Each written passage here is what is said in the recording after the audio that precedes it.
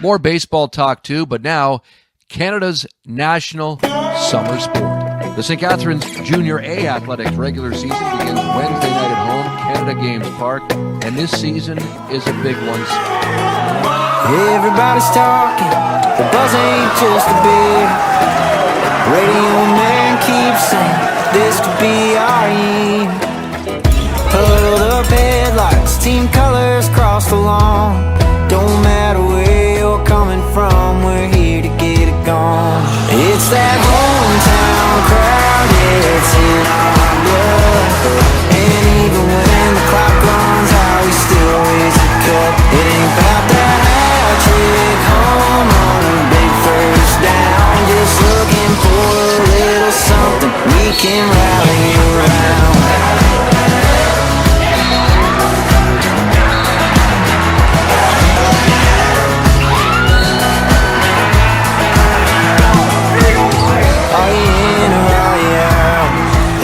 Seat in your house, courtside or on the couch, we still get loud. Sully Burrows and Rally Around continues to follow us around the Ontario Junior Lacrosse League loop and the playoffs, which tonight brings us to Iroquois Park here in Whitby. The only series not where a team is up 2-1 thanks to St. Catharines winning last night 12-5 over Whitby. This series 1-1 set for game number 3. 4 game number 3s on the schedule tonight, all getting started in just about a half an hour or so. I'm Matthew Carrick alongside Pat Gregoire, and greatest time of the year, Patty. It certainly is when you're inside the IPA here. It's nice to see the turf down now here.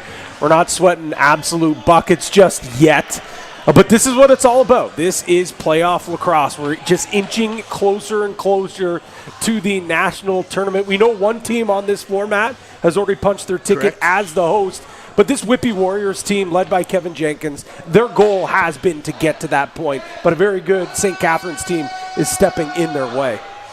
They really are. And, you know, I heard a lot of people comment, somewhat shocking, maybe surprising, the win last night, 12-5 down in St. Catharines.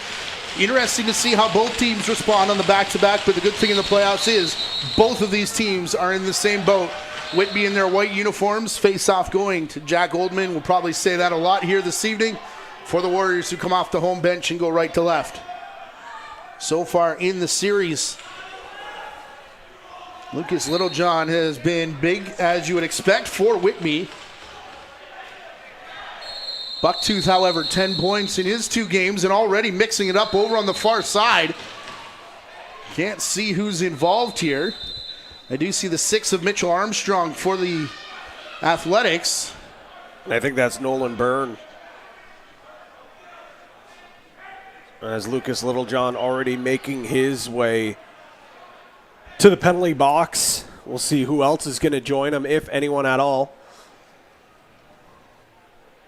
Gotta assume someone else is. Good time to introduce Kyle Kropman, John Vandergiesen, and Ryan Payne. How about this spot for a first-year Junior A official?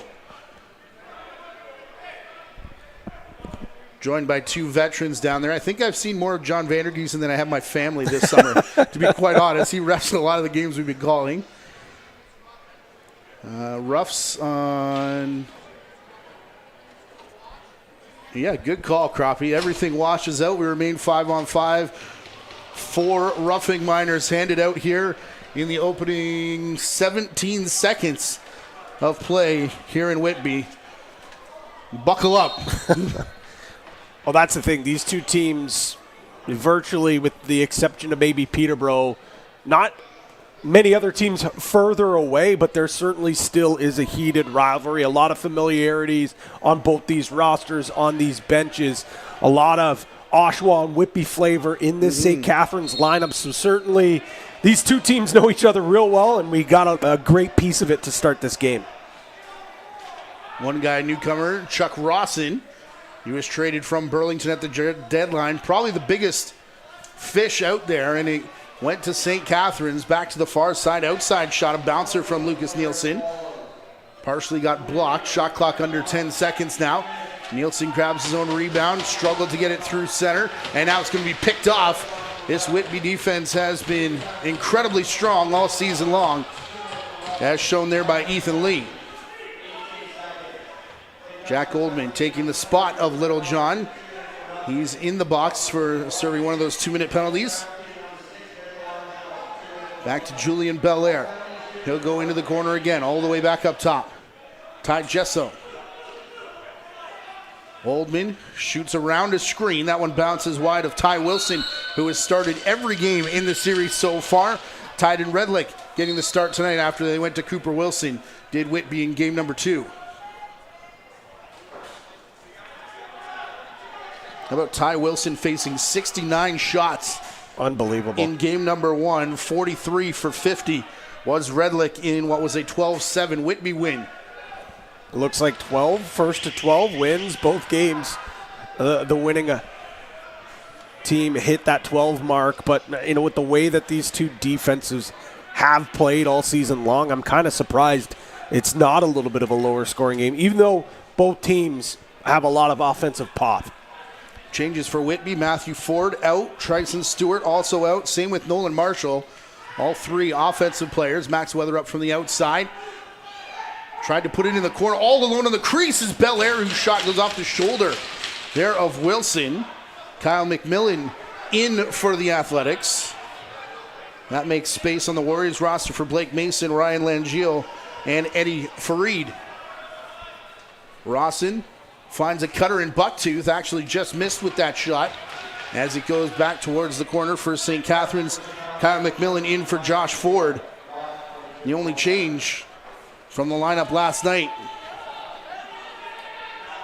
Belair playing it back down towards the corner for Gesso. Back across. Owen Tapper, who had 3 goals in game number 1. Tried to play it back, but it's Keaton Zavis back in front of Redlick. Good shot saved in between the legs, and those offsetting penalties with everything wiping out. Got to wait for a dead ball. Oldman trying to give it. So no Lucas Littlejohn here for 3.5 minutes and counting. Ari Steinhaus from the corner, passes back up top. Littlejohn, the OJLL points champion. I think he might get a vote or 2 for MVP this summer. I would certainly think so. Belair back across. How about this man, Nolan Byrne? He'll shoot from outside. The off-season trade deadline acquisition from Brampton. Nolan Marshall came from the Excelsiors at the deadline. And Nathan Fear roughing it up in the corner as well as Oldman waits to pick it up. Yeah, believe it or not, Matt, Byrne without a goal so far through 2 games. Yes. 6 assists, but his coaching staff said they wanted a little more offensively from him. 6 goals and 5 assists in the 2 meetings between these 2 teams in the regular season as they continue to tie up through the middle. Now Oldman has the stick knocked out of his hands. Belair to Byrne just inside the restraining line, directing traffic. He wants the screen from Blake Mason. Shot ricochets off the boards, back to Oldman. Reset of the shot clock. Now 4.5 gone in this first period, scheduled for 3:20s. Quick change off the bench. Gesso gonna find the new man in Gabriel Soroketti, who let it go, and Wilson stands tall to turn Belair's quick shot off the rebound aside. And with Langiel and Littlejohn both in the box, I'll get to that in 1 second as we got a great loose ball battle here. It's going to be picked up here by White. And the Warriors. Delayed penalty here. I think it's going to be an off-ball slash. And this will, someone else headed to the box will signal the mass exodus. I know where you're going with Langiel and Littlejohn, meaning they got to mix and match a little bit here offensively to Max Weatherup. Been pretty good as well. 3 points last night off the 5 goals, and Zavitz mixing it up there on the crease. And that was actually the one thing the offense had to do there was with Littlejohn, Langiel, and in the box, Byrne, with that extended possession. They actually had to go 4 righties, 1 lefty, go with an overload there. They actually got a good look with Sarketti. Weren't able to convert, but then they get a little bit of a break here with that off-ball slash. I believe that's going to be Ryan Barker sitting down in the box for 2 or less. First power play coming up to Whitby, and it does get Littlejohn and Langiel out of the box, so they'll be on to take this offensive set. Belair up top, down to the crease, looking in the middle. Littlejohn somehow caught that despite taking on 2 defenders. Still looking for it in front of the crease. Littlejohn's helmet is going to fall off now, and eventually it rolls back into the orange crease there of Wilson. Off to the races, Mitchell Armstrong.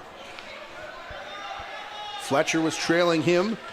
One of 15 graduating seniors in this series for the Athletics. And both these teams just loaded with overage players. Shoved down to the floor, penalty coming up here to Whitby. And coming in with a purpose was Gavin Howard. Ty Steenhouse going to play peacemaker here, recognizing his team is going back 4-on-4. I think Vandergeesten's got Baxter with a couple of penalties here.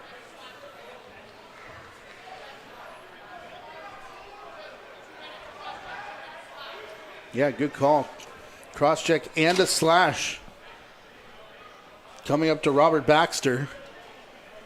And talking to both these coaching staffs before, both noted that discipline had to be key here. They noted both teams have a very, very good power play. I know we're with 4-on-4 here, but you can't give this much time and space to such a skilled team, and you can't take away the opportunity away. Another penalty coming as there's another tie-up in behind the play. Ball is going to bounce out here with Ben Cromer down floor, and Bucktooth in behind the play got involved with the Whitby player. There were actually 2 Athletics. We'll see which one of them is getting the holding call. And I do believe it is Jamison Bucktooth already with, trying to do the math here, 10 points in the 2 games. Yeah, second in playoff scoring with that 10 points. I believe Liam Matthews of Orangeville is the only other player with more points so far. He's been a great addition to this athletics team this year. There's no doubt about that. Up top to Littlejohn, down in the corner. Byrne bounced in and out of the crease and then gets called for the violation. Jesso unable to push the ball carrier back in. Quickly Armstrong to a sidearm shot there from Steenhouse. Big pile up down here in the corner. Steenhouse at the bottom of it. Another penalty coming as Redlick comes out. And everybody gets up except for the Athletic at the bottom there. Steenhouse now going to get help from his teammate, and we'll see what this penalty is.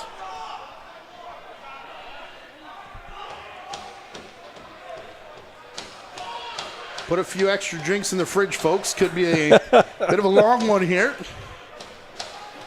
May need those in the 3rd period.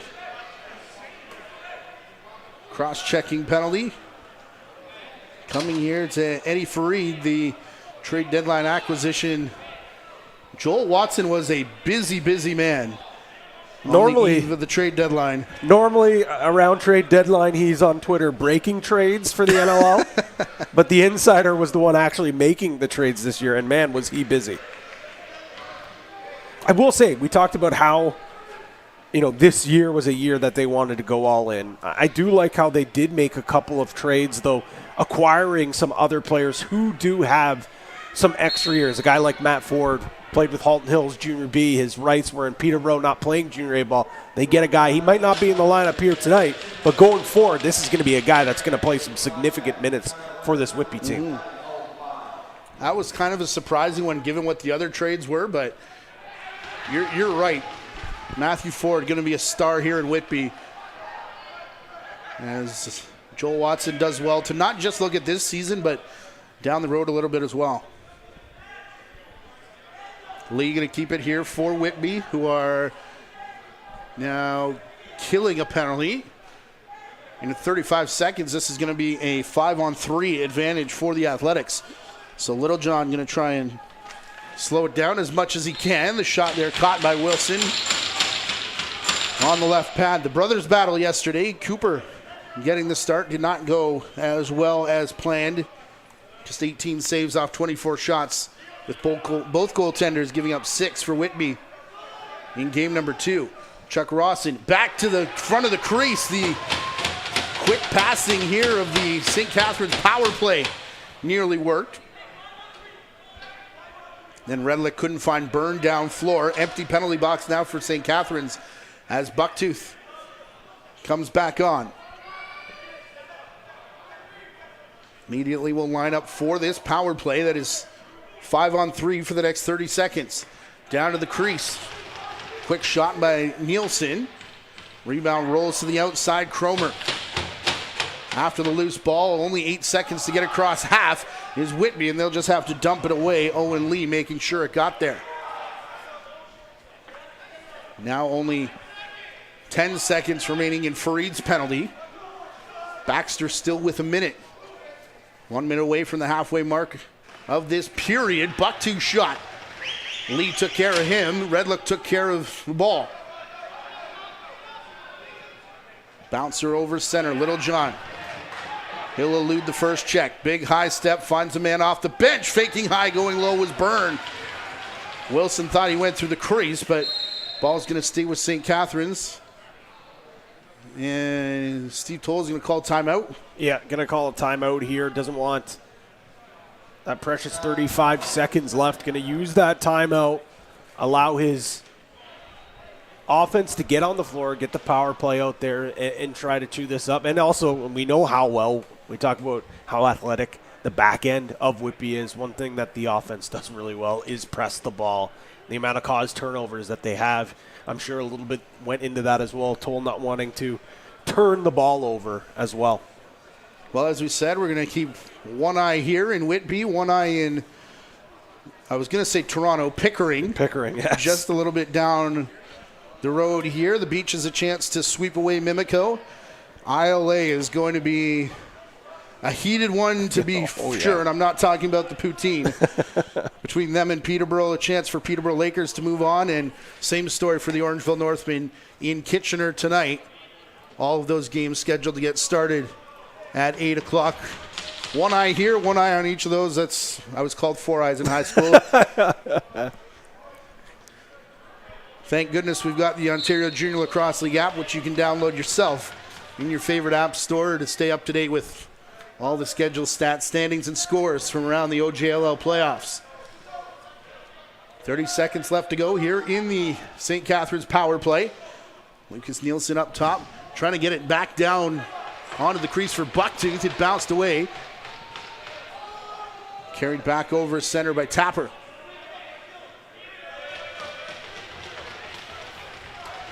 Him and Littlejohn, I think Ben Cromer. Oldman. There's a few guys still hanging on from the 2022 Minto Cup winners. Hoping to make their way to one more. Littlejohn, bouncer from the outside, just missed. Brought down nicely by Tapper. His shot just at the horn. Not on target. Still just a little bit too perimeter for Whitby. I know they've got some great shooters from the outside, and that one there was only 4 seconds left on the clock. I'd like to see them try to attack the middle a little more, especially with how well Wilson's been playing in between the pipes. And so would both coaching staffs said that before the game, both Steve Toll and Joel Watson. Oldman inside the restraining line, a swim move. Can't break free, so he'll work it back out to Langiel on the far side. Immediate takedown just as Littlejohn was picking up the ball, and he's getting up slowly as Zavitz works in by himself and fires it off the left arm of Redlick and then had a look skyward. Looks like Keaton Zavitz coming out the back door tonight.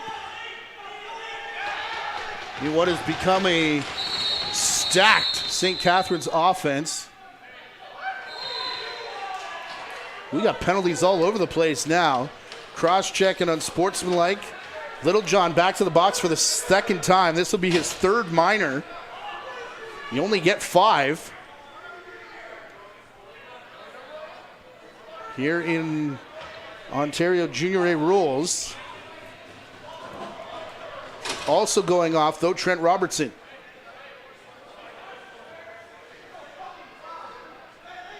Didn't see the sign on Robertson, did you?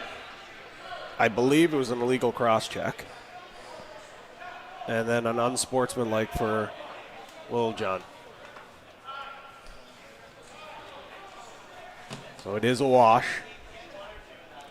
No, offsetting cross-check, and then Little John, I think. That's not what's on the board, so maybe it is just 2. Excuse me. I think it is just the 2.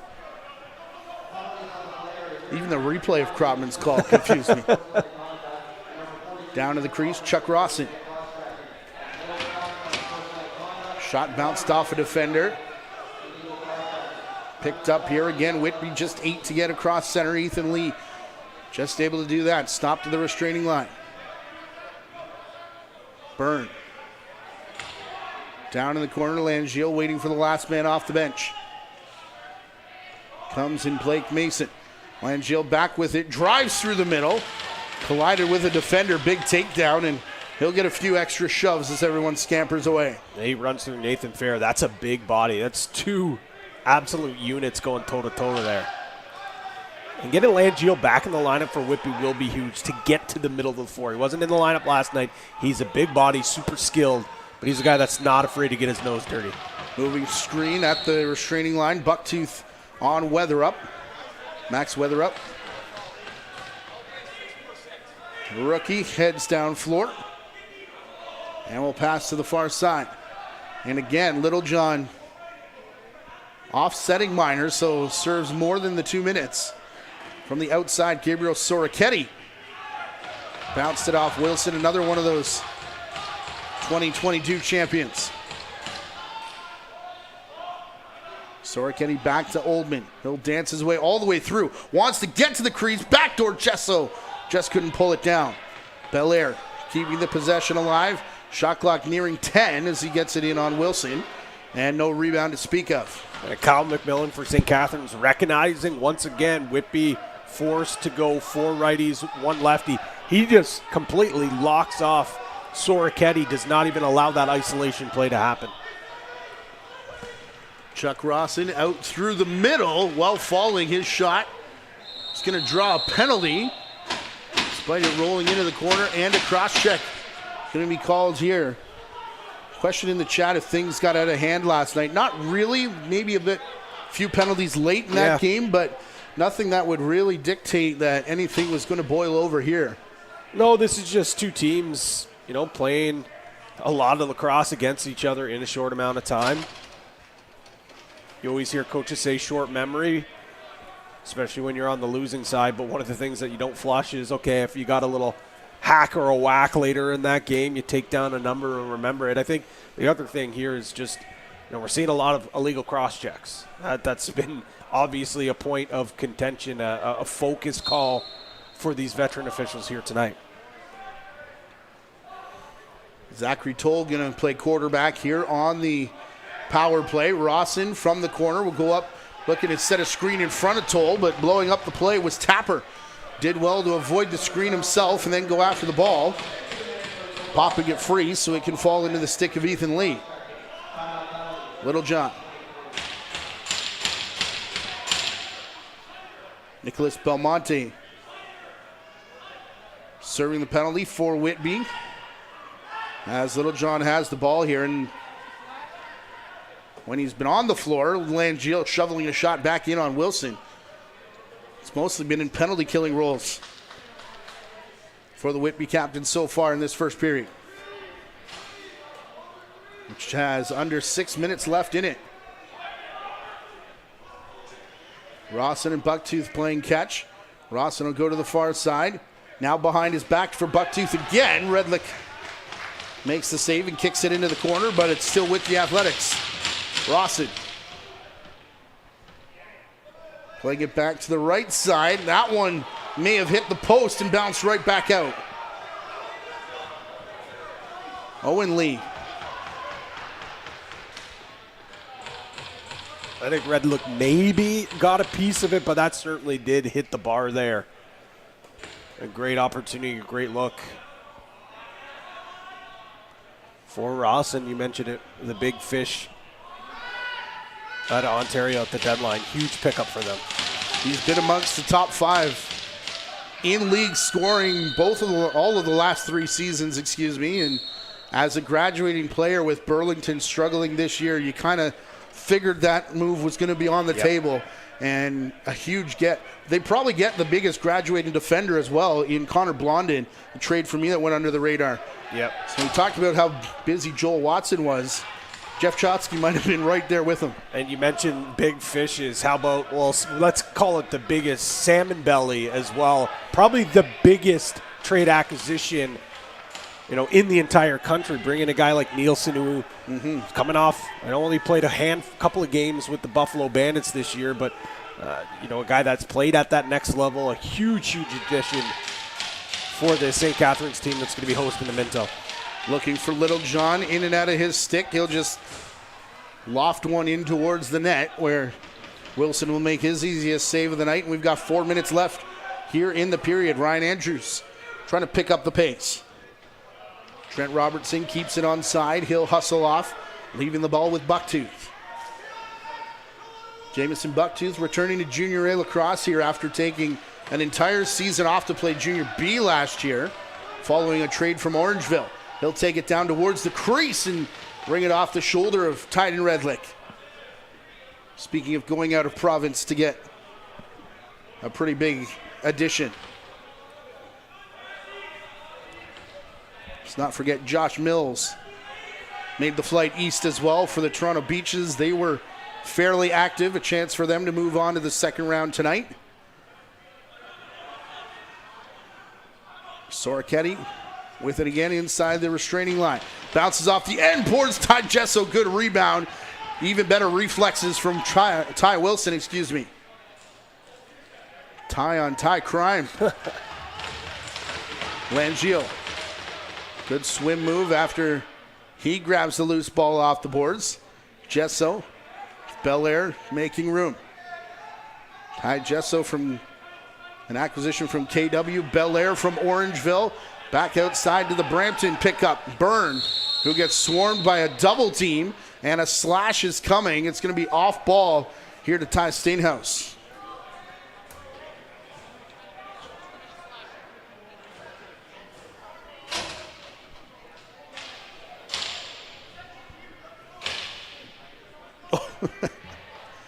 Yeah, two-hander into the back of Langille. I think we'll do that. Yes. Yeah, we're. You can say what you will about the abundance of penalties. I don't think you have an argument on that one there. There's another power play comes the way of Whitby. Lucas Littlejohn going to be on the floor for it, as we've seen a lot of the times. They start out with a penalty, but then he finds his way inside that box. See if this can be a full 2-minute power play. Belair quickly takes top spot. Littlejohn will retreat down to the crease. They continue to cycle here with the righties. Ball was headed his direction, blown up by Nathan Fear, who's played in every single Junior A game he's qualified for except for 2. Wild. 95 is this game here tonight. Game number 95. And 97, by the way, for Keaton Zavitz. Hoping that they get a few more to get to that 100 mark, which doesn't happen very often in a Junior A career. It really does not. That's something special. Outside rip. Our first goal of the game comes from the parking lot.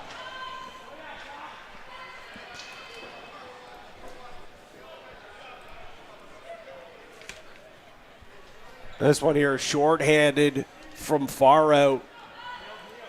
Weather up, you can see he's slowly approaching his forward. Here comes that pick. Frees up just enough space, but that one's from that face-off circle. Bad angle. That's one Redlick certainly needs to have at this point of the game. He's been playing so well. And that one sneaks by. He's going to have to shake it off, get back out there, and continue to battle, as he's been playing great all game long. So a short-handed goal breaks the ice here. Perhaps not surprisingly, it's a special teams marker that breaks the ice, but Ty Steenhouse short-handed. Makes it 1-0 here. Whitby still on the power play. Soroketti. He'll go back down towards the crease. Remember, Steve Toll has taken a timeout already in the period. Byrne trying to go straight across. That one got intercepted, and then Langiel ran into what he thought was a high hit.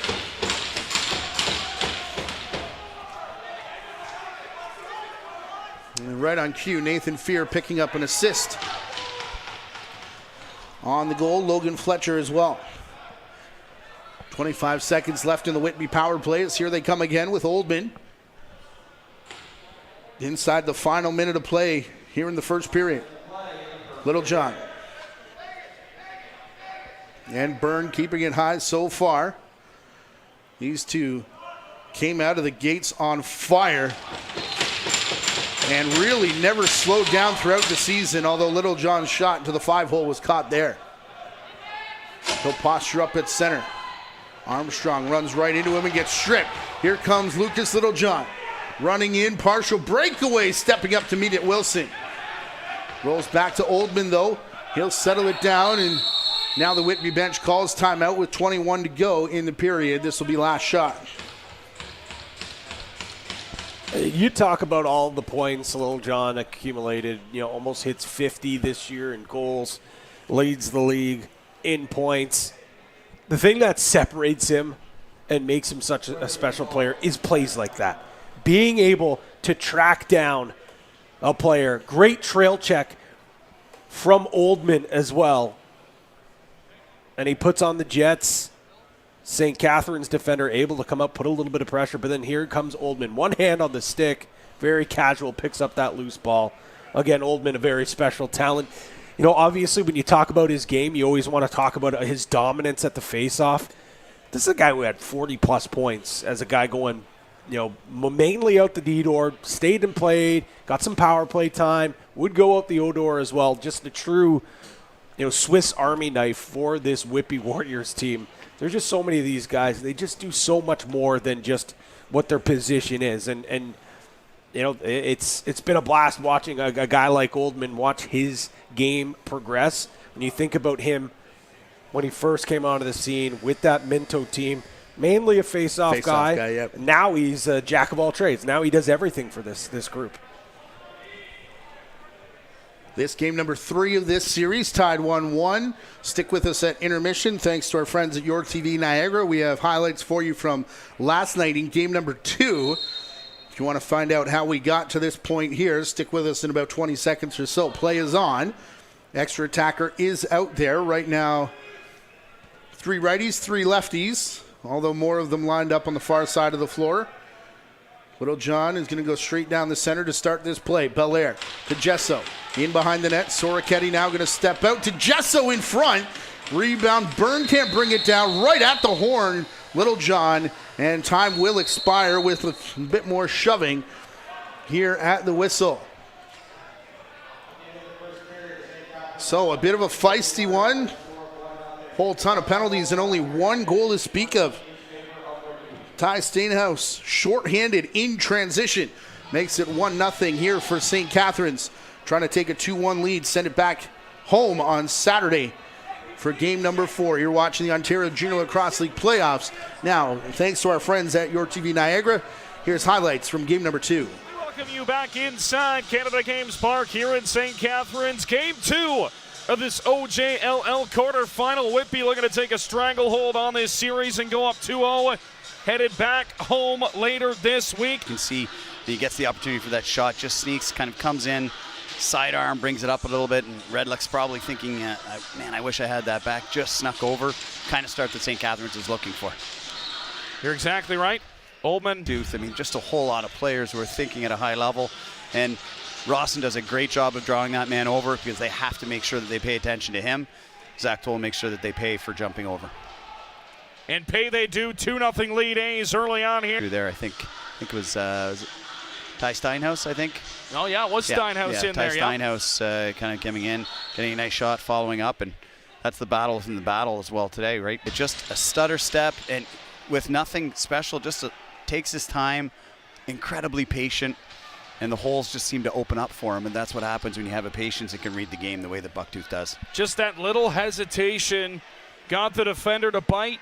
Are all fifth-year players. That's the reality when you get to junior lacrosse, junior hockey, the teams that are dominant, that happens. And Max Weatherup just takes the man underneath, and that's no small feat, that being Josh Ford, and finishes. And playoff ball, right? You want to see unsung heroes, and Ari Steinhaus, I mean, just physically gets to his space. Love the way that he changes the shot angle, and that's what, you know, Ari and Ty Steinhaus can do. They get those one-on-one matchups, and it's almost impossible for people to match their athleticism. They can, sure enough, looks like that's what we're going to see. So Cooper Wilson. So now we have, you know, subplots, games within the game. What we're seeing right now, Wilson versus Wilson. It's like a dangerous play. Weatherup kind of moves in, and it's a shot from the restraining line, one step in. Those aren't ones that are normally one-word answer. No, but you know, we talked about it off the start, which is that certain players need to get going, and you know, some certain other ones need to stay. And what a sneaky little move! He does the little, you know, draw. Oh, what a first period for the double blue crew. They put up 7 on offense with grueling defense to back it, and Ty Wilson outstanding in the first period. We're going to break it all down for you to the pleasure of this packed house here at Canada Games Park. And when you watch a lacrosse game, sometimes you're overwhelmed by someone's athleticism or the power of his outside shot. Jamison Bucktooth is neither of those things. It's about timing, it's about spacing, and so that was a nice little shot the second the ball had come across, and now they have to respect his shot, and just like you said, a little hesitation move gets the defender off his feet, which is a big no-no if you're a defender in lacrosse, and then comes in and tucks it into the corner. And you know, when your best player is acting like your best player and just finding seams like that, it's nice to watch Jamison Bucktooth play. You mentioned the power play was going to be a big deal tonight. Special teams, of course, not St. Catharines' strong suit in Game 1. Another big thing for St. Catharines tonight. Transition, it's been gold. Yeah, I mean, those are... It's one thing to get the 5-on-5, and you win games and lose games usually based on what happens in 5-on-5, but these are kind of the juice goals that really get you going, the unexpected ones. They get the bench fired up. And you know, as you've said, you got to be lucky to be good. And Ryan Barker sneaks it through, hits the post, comes back, hits Redlick right in the behind, and rolls in. And this one right here, off an unsettled play in transition again to Ari Steinhaus, takes advantage of unsettled play in there, finds the opportunity when the D isn't ready, and what a nice shot where he finds it down low. That Steinhaus goal so big too in the first period, answering the Weatherup goal right off the hop, back-to-back, momentum shifting a little bit. They get it right back that way too. Dan, you also want to talk about Ty Wilson, exceptional in that first period, made the saves he needed to. Yeah, they don't need him to necessarily win them a game. They just need him to play solid and that's what they need from their goaltending. You're seeing here Lucas Littlejohn on a breakaway. You know, again, another side breakaway. Littlejohn just gets dumped after that, and I mean, those are two. That's an elite player with 2 elite chances. Turned aside, and he made it look easy. He just made it look easy, and I think that's what Wilson. He had the same amount of shots essentially each team. 17 for St. Catharines, 16 for Whitby, and we have certainly a bigger differential in goals. So just a nice period from Ty Wilson. We mentioned Logan Fletcher back in the lineup here for Game 2. Not in his usual spot, out the front this time. Boy, did he make an impact. Not on the offensive side, but physically in front of the net. I mean, this is a shift that tells you, are your guys getting the message? Do they know what's at stake? Do they know what's happening? And Logan Fletcher clearly understands what's happening because he's just in there. He's mucking it up. He's getting hacked. He's getting hit. And he's all in on making sure that he does what they need to do to get the win. And that's when you understand that the conversations in the dressing room are carrying out onto the turf. And, I mean, as a coach, you know, we talked about the transition and we talked about those scenarios. You just see how fired up your bench gets and how much everybody gets into the game when they see those scenarios. So St. Catharines has come ready to play. And when they're coming up around up top, so did a good job of pulling his man down, and Armstrong was just about a half second late getting out there, but it's tough when he's pulling the defender's stick down and you can't get out. And it's elite, and how he makes those passes and where they come from, you know, on that side, you know, just nice little bump up. That's a nice little pass there from Cody Innes. Beautiful cut. Chuck Rawson is kind of trying to own the ball, but at the end of the day, you're here to score, son, so fire away. And you take a look at that. Really nice pick out front there. So that's a nice little play from Gavin Howard getting some space, but almost didn't need it. Rawson did it with his feet alone. By the near official, let's take a look.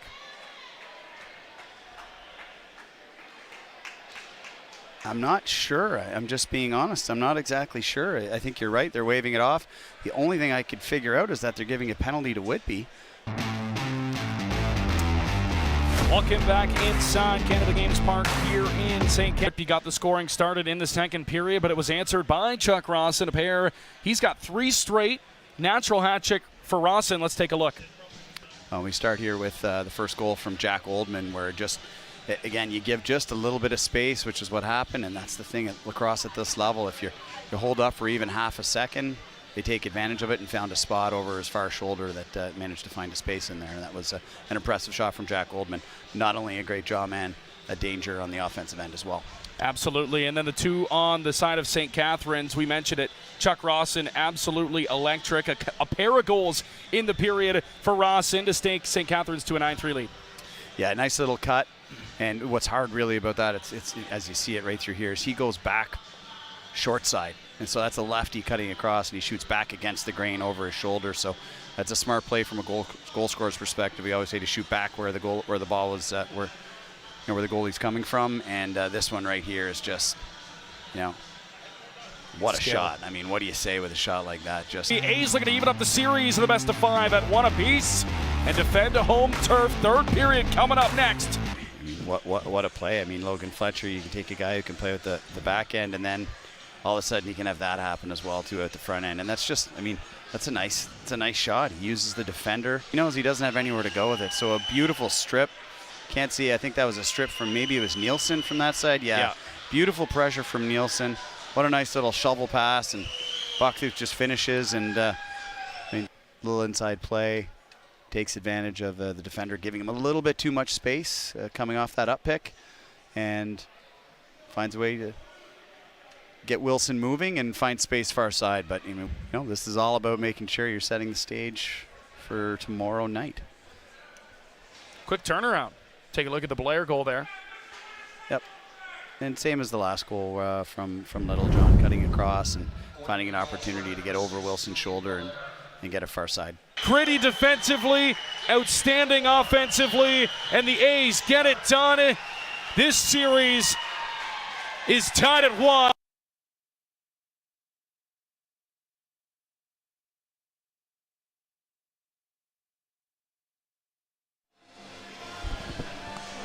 Bring you back here to Iroquois Park Sports Center, where the Athletics lead 1-0 thanks to Ty Stainhouse short-handed goal. Quick look at the out-of-town scores. I'm Matthew Carrick alongside Pat Gregoire. Toronto Beaches leading Mimico 1-0 in the first period. 2-1 for Peterborough and 1-0 Orangeville. All 3 of those teams are up and with a chance to sweep their first-round matchups here this evening. This series tied 1-1. The winner will take a lead and a chance to sweep into Saturday's game, which will be in St. Catharines for a 2:30 start time. Make sure you subscribe to the Ontario Junior Lacrosse League's YouTube channel so you don't miss a minute of the action. Any surprises, Patty, besides the 1-0 score here? That is the biggest surprise of them all. I know I said I kind of expect this game to be a little tighter checked. The goaltenders to really settle in, especially Redlick, and I think he had a big bounce back with the exception, a little bit of a soft goal for the first goal of the game. But I think you can expect a little more offense from both these sides. Whatever it is with Nolan Byrne right now, no goals, 6 assists, so he's still helping his team contribute. He just doesn't look like himself. He's dropped the ball a couple of times, in tight on a breakaway instead of just one fake and a shot. He tries to get a little cute, rolls it into the goalie's stick. Do what got you here. You talked about it. Both those guys, they woke up in the morning, they put their pants on, came to Iroquois Park, and put up 1 billion points. Get back to that, get back to your swagger, and things will follow. I think we're going to see things as we see both officials talking to both head coaches, Kevin Jenkins of Whitby and Steve Toll, just explaining things, having a conversation. I think we really saw the officials set the tone and say, okay, whatever happened last night, that's last night's crew. Right. We're going to call it. We don't want anything behind the play. If it's within the whistles, that's where we're going to have it. Watch the off-ball stuff. And I think there's probably a little extended of a conversation here. But I expect maybe the officials to let a little more go than what we saw on the first. And I think the players on the floor recognize the way that the game's being called. And I think, we always talk about what's the conversation be like in the dressing room of the two teams. The officials get a chance to do that as well, Of course. and talk about things before the game. So I think they probably had their conversation. I agree with you. Time to get the sticks out and play some lacrosse. And I don't think we're going to be 2-0 or 1-1 after this period is over. Too much talent offensively littered on both sides of the floor here. Including, as you talked about, Nolan Byrne. We do start this period, by the way, 5-on-5. Teams switch sides. And Little John immediately shooting, looking towards the shoulder of Ty Wilson. He'll turn that one away. 1 goal off 14 shots for the Athletics. None off 16 in the first period for Whitby.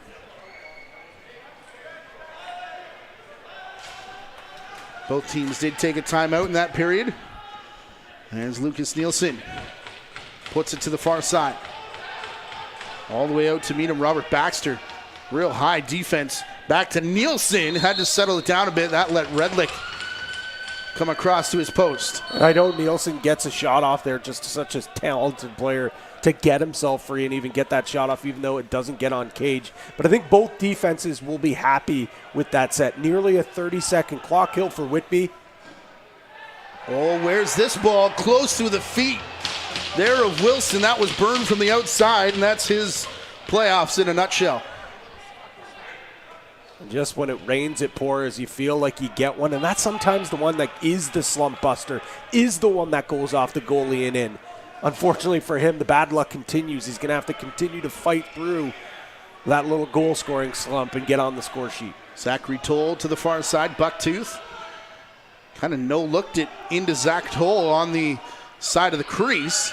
Shot clock's going to run out here on the Athletics and roll back towards center for Tapper. And that's virtually 2 30-second clock kills for this Whitby defense. We'll see if that can turn into a little momentum offensively. Byrne to the far side. Little John. And Byrne keeping it up high. Soroketti now takes his turn to Belair to Little John to the shooting spot. A bit of a change-up that rolled through. Said no shot. Now Soroketti's is wide as well. Ty Gesso. No time. Just going to launch it into the corner. So back-to-back shot clock violations. Just 2 perimeter once again for Whitby. I get it. You've got some great shooters from the outside. Got to find a way to get to the soft spot to the floor. Oh, big jab step move from Toll. Nearly had a clean path to the net. Took it through, shot wide. They'll go back through center again. Logan Fletcher this time. Can't connect. Oldman. Back the other way. He'll jog it at the restraining line and stay on for an offensive shift. Soroketti. Outside, Ullman cuts to the net, and some help for the defense there after Wilson caught it on the left leg. And that's a better look. You get into the 2-man game, take it to the net. Zavitz in transition with, not sure who that was on the far side. I was going to say Cody Innes, but didn't see his red shoes. Shot clock's going to reset here after a Whitby player goes down, maybe on top of the ball. There was a hard hit in there as well. And is everybody okay?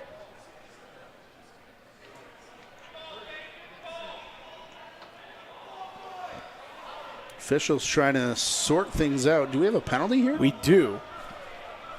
Trying to figure out who exactly is. I think Krotman's having a conversation.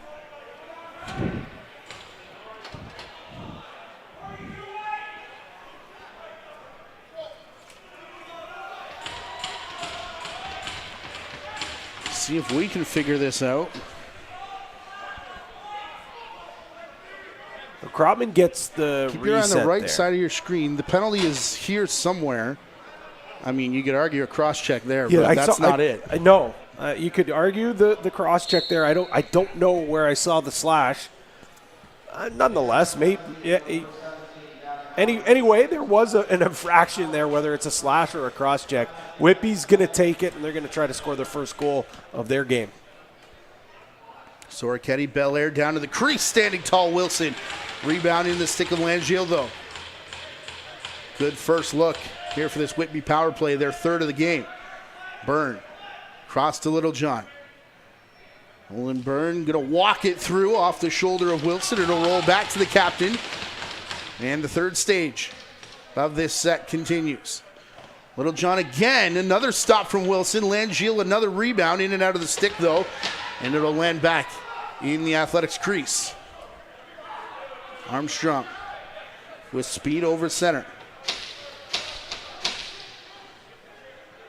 He'll leave it for Zavitz. Waiting for the change. Gets to Steinhaus. His shorthanded marker in the first. The only goal of the period. Tries to go from distance again. Another one that looked like it may have fooled Redlick a little bit. 48 seconds left here in the penalty. 4.5 gone in the period. Soroketti through Byrne and Belair. Byrne with it again. Threads the needle to Littlejohn. His shot off of Wilson. Belair, first one there. He'll knock it back to Littlejohn, who swats it across the floor to Byrne. Fresh 30 seconds. Langeal circling the crease. Soroketti fakes the pass. Gabriel Soroketti now to Byrne. Behind the back, Soroketti. Fake low, went high off the glass. Still brought back down, and St. Catharines have it, and they're off to the races. Here comes Logan Fletcher in on the crease. Ball bounces back towards the restraining line. Nicholas Belmonte there to pick it up just as we go back 5-on-5. Oldman outside Littlejohn. Soroketti now. Back to Ty Gesso. And Soroketti taking a couple whacks. Byrne comes in to set the screen, and it's too aggressive. And the ball will head back St. Catharines' way. Ari Steinhaus. Scored a nasty goal if you saw the highlight pack. Yes. From your TV, Niagara. Played back to Toll. His shot off the end boards, kept in the crease. And played up the boards. Tapper will slow things down. 6 minutes gone now in the period. Hope you didn't take the over in this one. Oh. You're in big trouble. Langeal. Or we're set for a massive third period. Yeah. Either way. Over the top, Belair.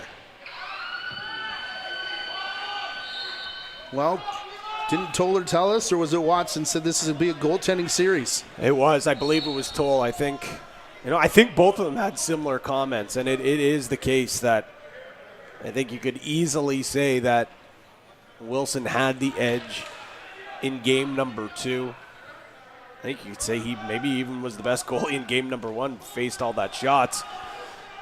But certainly here, I mean, both goalies have been airtight. To the outside, cross crease. Ball knocked down. Picked up, one-handed. Luke Robinson going to go for a run. Gives to Weatherup now off the bench. Littlejohn to Byrne on the crease. Probably their best offensive look of the period, and it's off the shoulder of Wilson. Ryan Barker. Finding Rawson off the bench now. Nielsen. Back towards Toll, bouncing around. Bucktooth. Far side, brought back down. Will there be a shot from Rawson? Yes, there is. And it bounces away. Logan Fletcher now chases it. Fletcher back up top. There won't be a shot. Well, there was a shot from Nielsen, but not in time. Whitby wanted a call there. Not going to get it, but we've been singing the praises of both these goalies as we should. But how about the defenses in the second period? Just 30-second shot clock kill after 30-second shot clock kill.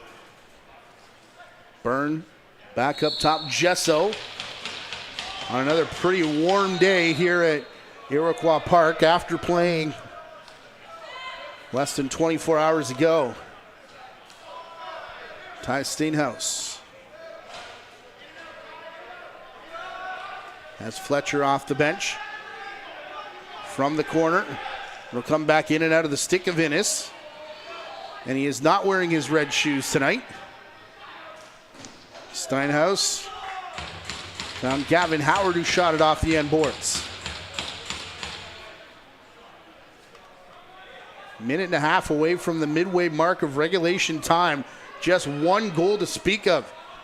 The Ty Steinhaus shorthanded marker. Trying to change that is Oldman walking through, and Wilson going to keep it intact. Sutter Pilon has help off the bench. Bucktooth, Redlick looking for it. Sheds his glove in the process. And they want to change the ball. Redlick shaking out the right hand after he lost the glove. Trying to block that shot, still on two knees. Getting himself back together and is now upright. Keep an eye on him, Langiel. I need more eyes. Well, 3 of them are being used, Yes. watching the out-of-town scoreboard, remember. Yes.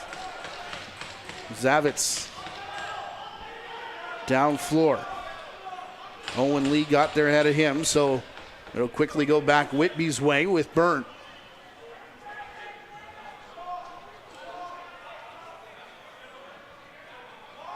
Nolan Byrne surveying the situation, goes to his partner in crime, Lucas Littlejohn. High shot off of Wilson, drops down in his crease, and again, it'll be St. Catharines that'll pull it the other way.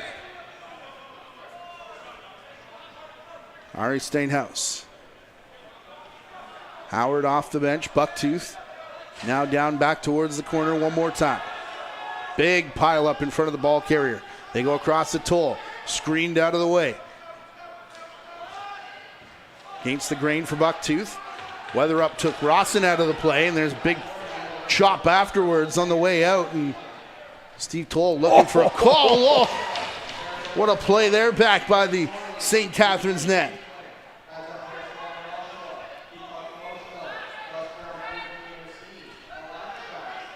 Gabriel Soroketti can't pull it out from the boards. It'll be the Athletics, led by Zavitz. Keaton Zavitz to the trailer. Back to the captain, low shot. Rawson's got it on the boards. Back to the restraining line. Toll. Bouncer, and then a takedown at the line. Penalty upcoming.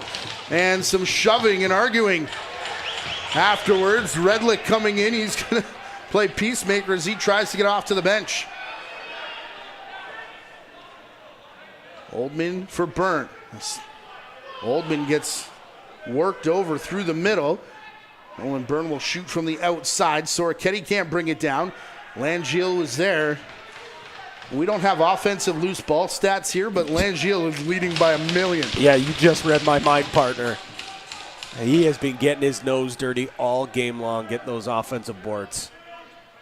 Byrne back to the far side. Julian Belair.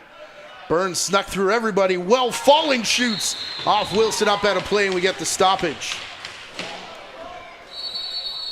And the penalty and more conversations is Langiel talking it over. I am such a fan of Langiel's game, man. He's hard-nosed, big body. He's got some silky mitts on him, but just doing all the little things to get opportunity for his teammate. How about this, though? Owen Lee with a beautiful move. Watch. Takes his man here. Hard fake. And a beauty arm save by Wilson. He had him completely bit with that fake. But Wilson tracks it down. And an absolute massive stop.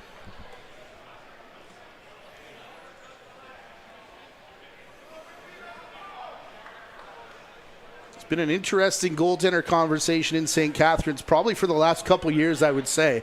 Oliver Vagno, kind of de facto starter. Ty Wilson coming in as a backup after being drafted 2 years ago.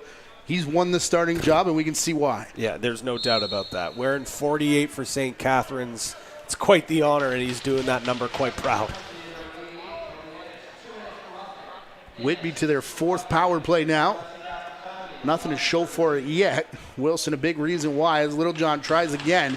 A lot of these shots high up on Ty Wilson, but just shrugging the big shoulders. Yeah, I don't know if that's on the scout that they see, that they're going to be able to beat Wilson over the shoulders. Certainly not the case here tonight. He has been standing strong. He's a big body.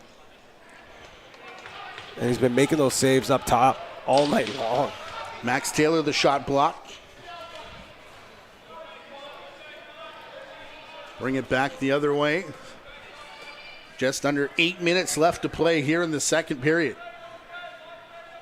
Byrne, Littlejohn in the corner, Belair. Byrne up top, back for Julian Belair again. Littlejohn to Sorchetti. He'll go against the grain. Julian Belair doesn't shoot, realized the shot clock was about to expire and had to rush it. And the stop made. Well, down floor.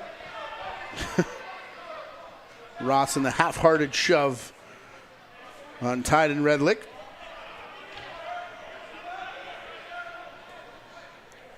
.35 seconds left in the Whitby power play.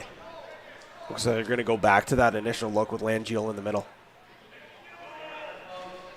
Byrne back to Littlejohn, and you could see in front of that play Logan Fletcher bouncing back and forth. Not going to let either two of the big boys take that shot. Sorchetti fell behind the play, allowing Zavitz to break out, but again, quick off that Whitby defensive bench. They're able to get out and wait for the penalty to expire against Cody Innes. Steinhaus, just as it does tick down, put his shoulder back into Robinson, who's going to run the floor. That shot bounces wide and go right back into the stick of Littlejohn just as he stepped onto the carpet. Byrne one-on-one. Now gets help from Langeal. Nolan Byrne to Littlejohn. Byrne's cutting through, tries the over the shoulder. Trying to pull out anything he can to buy a goal here. And still unable to. Over and back for Mason will not help.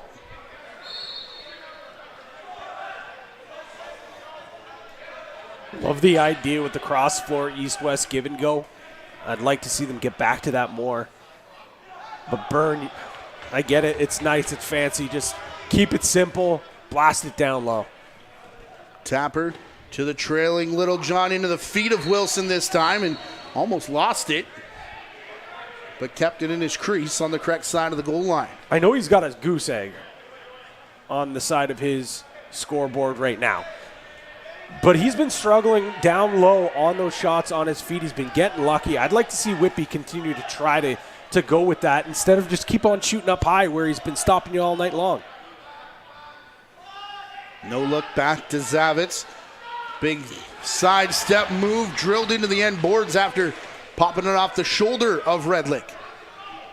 Lead is Sorchetti. He'll go cross floor to the streaking Belair off the bench, pots it.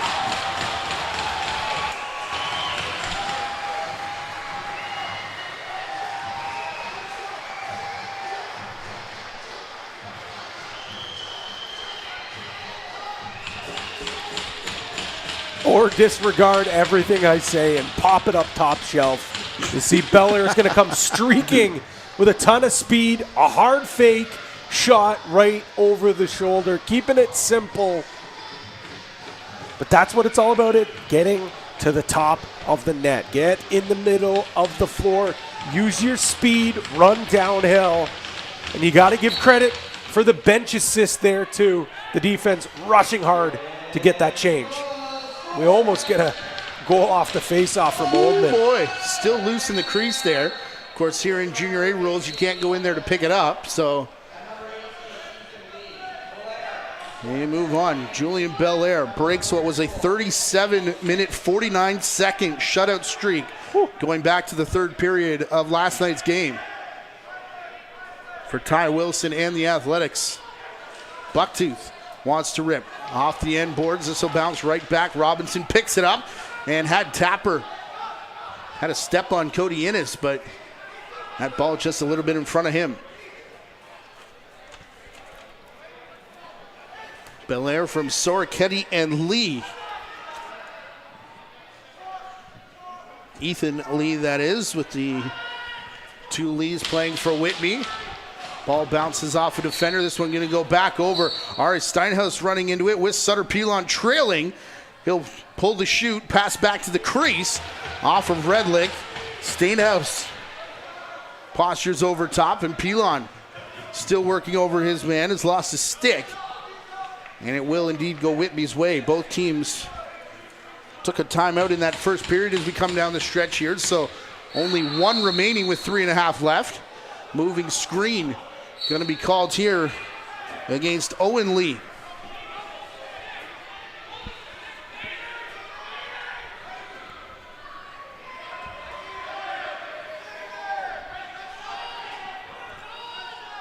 Lucas Nielsen back to Steinhaus, slowing things down now. Rawson, 10 left to shoot as Bucktooth comes up to the top.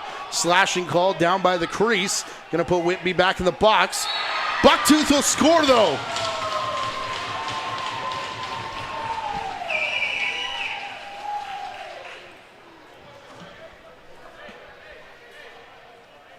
St. Catharines not able to generate anything 5-on-5. They get a short-handed marker, now an extra attacker. You can see Cromer on the far side. Bucktooth changes that plane, and again, Redlick gonna want to have this one. I think he's completely fooled. One, screened by a couple of jerseys up in front, but two, Bucktooth being one of the most deceptive shooters in the entire OJLL, shoots around his defender and still able to change that plane. Flick of the wrist, beautiful goal from Bucktooth.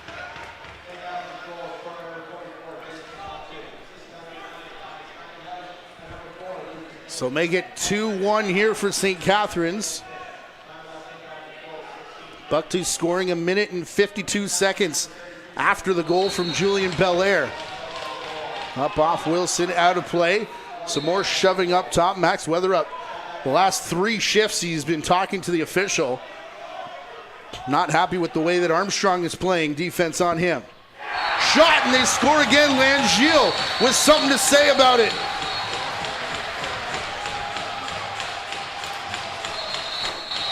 And Robertson's going to jump in, and more conversations and more penalties, but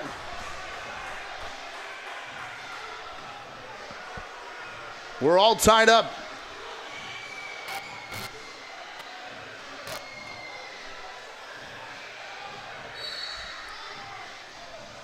Langeal going to get one after the goal for the unsportsmanlike.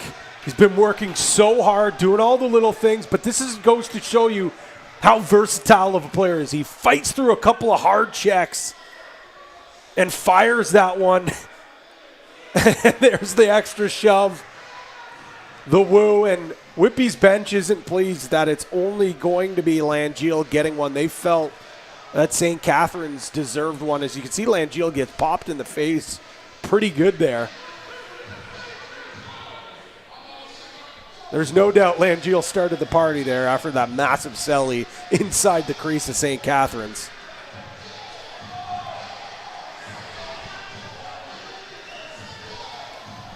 We'll get a great look here, though. Just fights through a hard check from Zavitz as that slide's coming. Then he takes that shot, and the very rare cross-check celebration. He's still all sorts of fired up. And this continued on, and Langeal finally gets away here. This conversation still being had between Kyle Kropman and Kevin Jenkins. As Toll now going to have an opportunity to talk to Mr. Kropman as well. Give us a chance to look at the out-of-town scoreboard. Orangeville Northman up 3-0 after the first period. That on Kitchener-Waterloo. Orangeville with a chance to sweep away Kitchener-Waterloo this evening. Trey Deer, Dylan Sanderson, Aiden Matthews, the goal scorers. Liam Aston has 4 of 5 goals for the Toronto Beaches as they lead 5-1 over the Mountaineers. Justin Tavares scoring in the last minute of the first there. They're at the intermission. And then 4-2 Peterborough Lakers up on the Six Nations Arrows. Daniel Clark with a hat trick. Curtis Ward has also scored. Arrows on the ropes at the ILA tonight. Bucktooth in through the middle. He'll score again.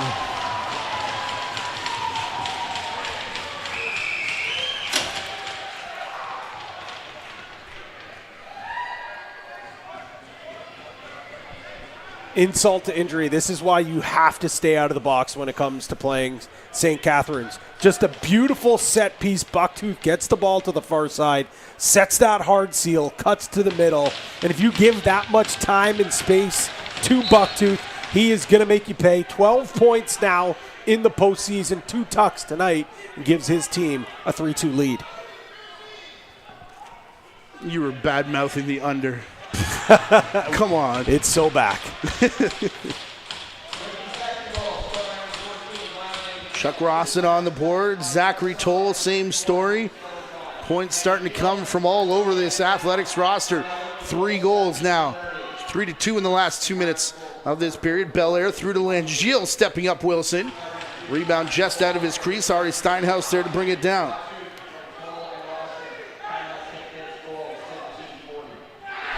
And back the other way, they do it again.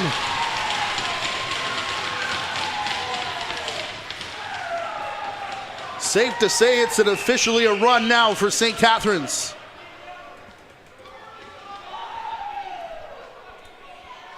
I want to say this is the first 5-on-5 goal St. Catharines has had, but it's not going to count as 5-on-5 because this is in transition off the bench.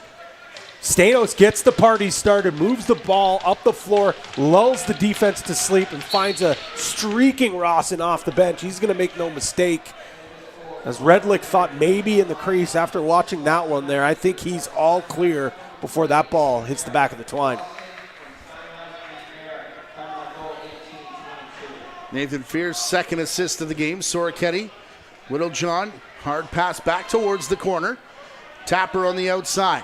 Minute 15 left to go. Littlejohn pulling it down. Now down by 2. That shot blocked. Looking to go after it. Ty Gesso in a big pileup here in front of the Whitby bench. Littlejohn takes a shot downstairs. And another penalty.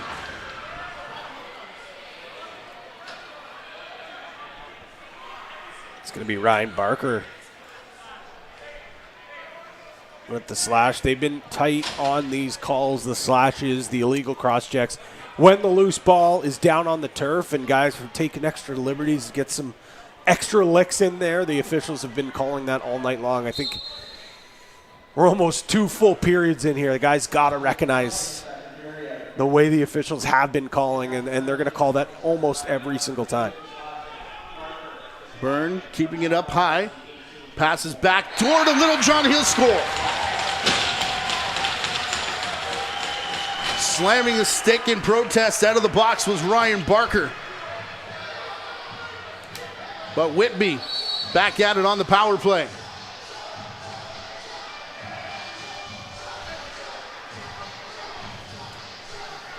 And this is a beautifully executed play by the Whitby power play. It's almost like a scissors. We're going to see, here comes Gesso, sets that hard seal up here, and then it's a late seal. You can see St. Catharines recognizes it, so they send that slide. And I don't even know if that was the initial play that Whitby was trying there, but because of that vacation of the defender, Littlejohn recognizes it and takes it to the net.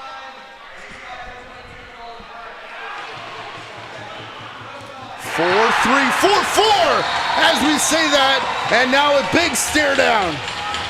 Goals coming from everywhere. We went 35 minutes with nothing, and now they're all going in.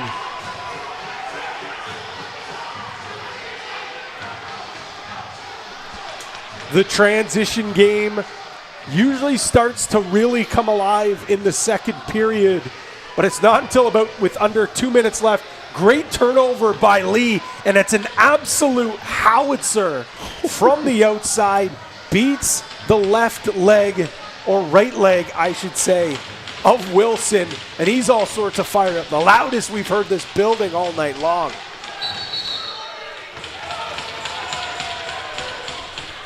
Good contingent from both sides. Oh, yeah. Here at Iroquois Park.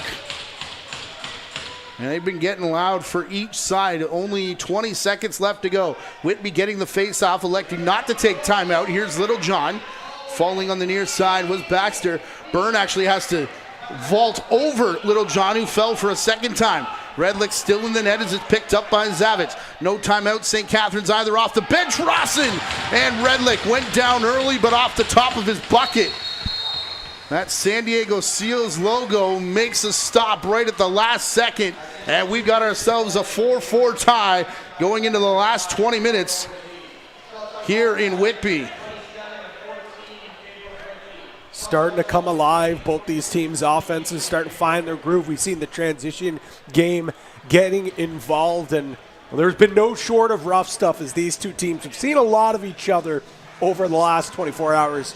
We're in for an unbelievable third period, partner. Patty, 1 goal, 15 minutes into this second period. 35 minutes and 6 seconds of ball.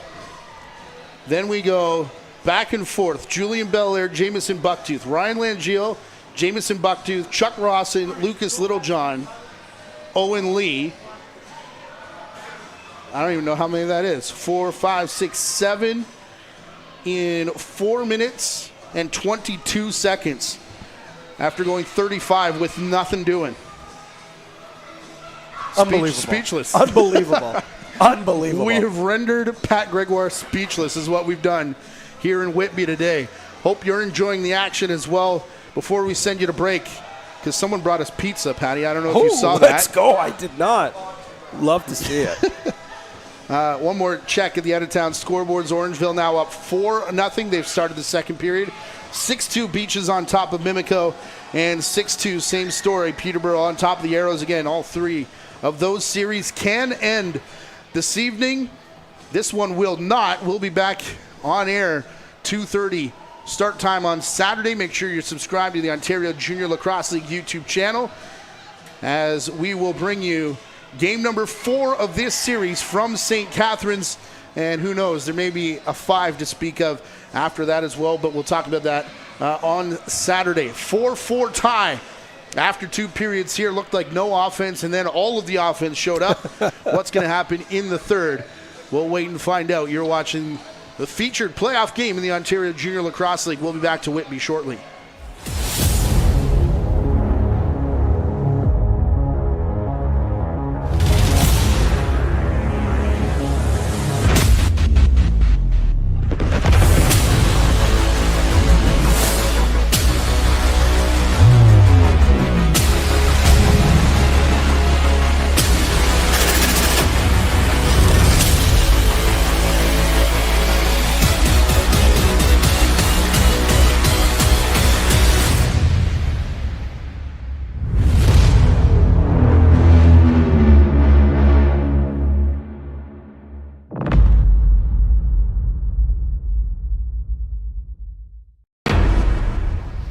Gatorade.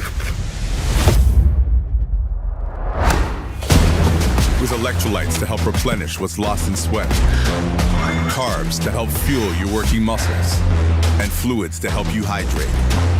Scientifically formulated so you never stop competing. Let's go, raise up one time, go get it, it's yours, let's shine, come on. Rehydrate, replenish, refuel. Gatorade. You can catch the fun with lacrosse, Canada's national summer sport. Everyone can experience the excitement of lacrosse, where fun meets fitness and friends are made. Lacrosse is one of the youngest organized sports children can play. And with 66 clubs throughout Ontario, everyone can get in on the fun. Visit playlacrosse.com. Our interactive map will help you find a lacrosse club in your area. Join the Ontario lacrosse community today.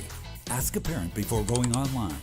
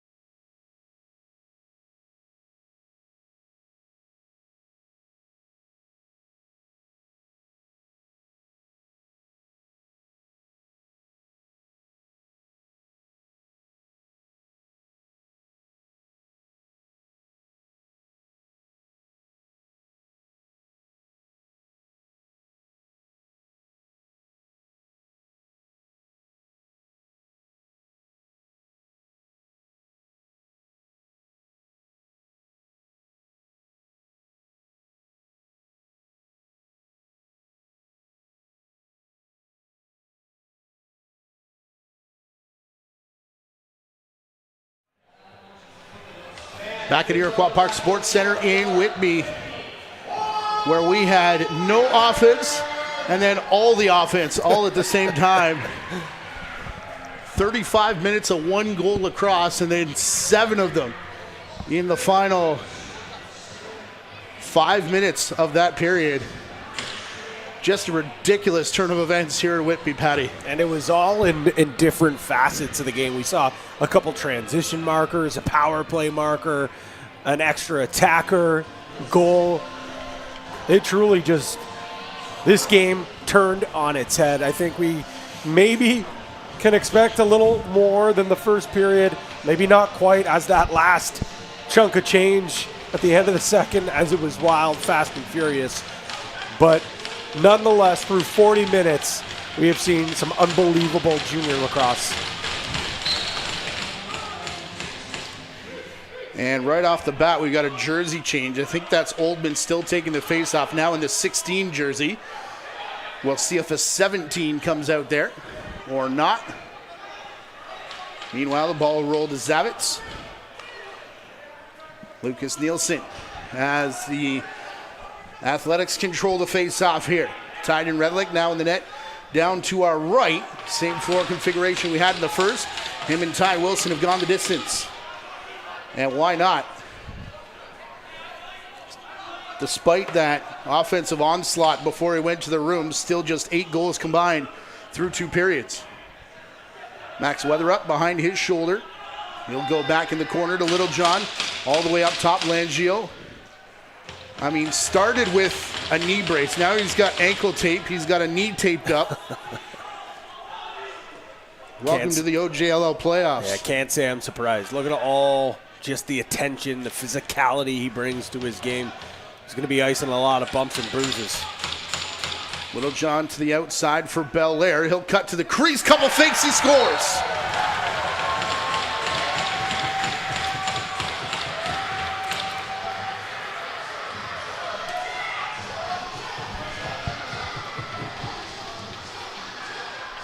Little John's going to get the ball down to the corner, and Belair recognizes hard seal. Set by Langiel on the wrong side of the floor. Frees up space for Belair to use that blistering speed. Cuts across. Scores his 2nd goal of the game. Not to outshine that beautiful goal, but how about another hard play by Langiel?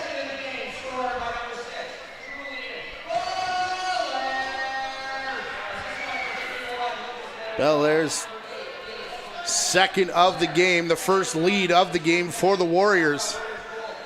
As Byrne just inside the restraining line here to Gesso. Outside Soroketti, Little John joining him up at the restraining line. He'll turn and fire. That one off the foot of the defender. Giving chase with a hard chop, Trent Robertson. And Byrne can't beat the shot clock as Ari Steinhaus jumps in front of it. And that's a big response from your defense. You get scored on. You get beat underneath, which as a defender, as a defense, you never want that to happen. What do? You go out there, you soak a shot and kill off in 30 seconds. Another outside rip from the Athletics. That one might have been deflected by a defender before going up and out of play and over and back. Lucas Littlejohn assisting on Julian Belair's goal. Just his first point of this game in the first 5 goals scored by Whitby. Langio wheels around the corner. Rebound sat in front of a bunch of different players. You could see how the Athletics kind of built a little arc of a wall around that. And unsurprisingly, they come away with it. Rawson stumbled momentarily. Trying to clear space for him is Bucktooth. Chuck Rawson behind his back. Nice feed to Jamison Bucktooth, who followed the pass through the crease. Should have been a violation, but it'll be Whitby ball anyways. I know they just played a handful of games together since the trade deadline, but the more and more Rawson and Bucktooth play together, man, just a ton of chemistry out there between 2 creative players. Byrne tripped up. Still manages to get the pass away to Soroketti. What a move on the crease.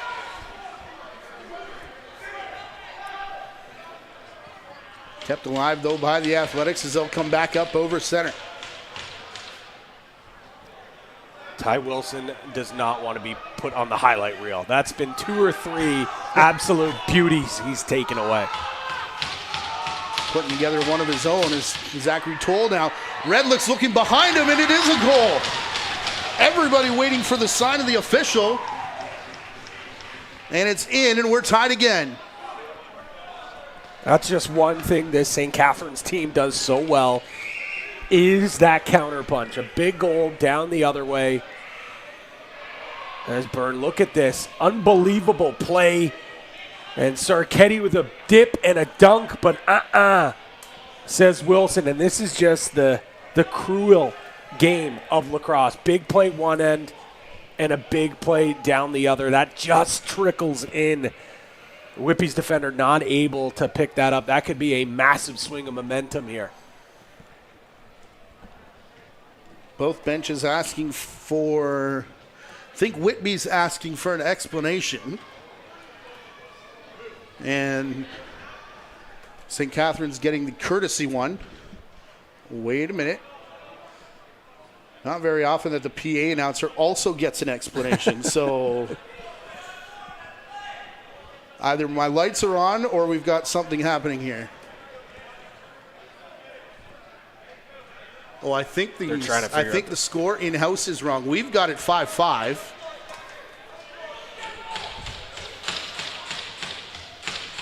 Possible that we're wrong. It's 5-4 online and here in-house.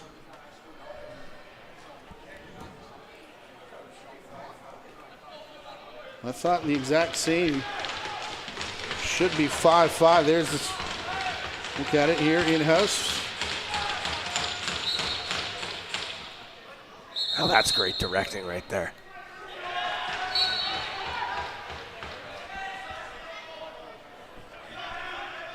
So again, believe that is Oldman taking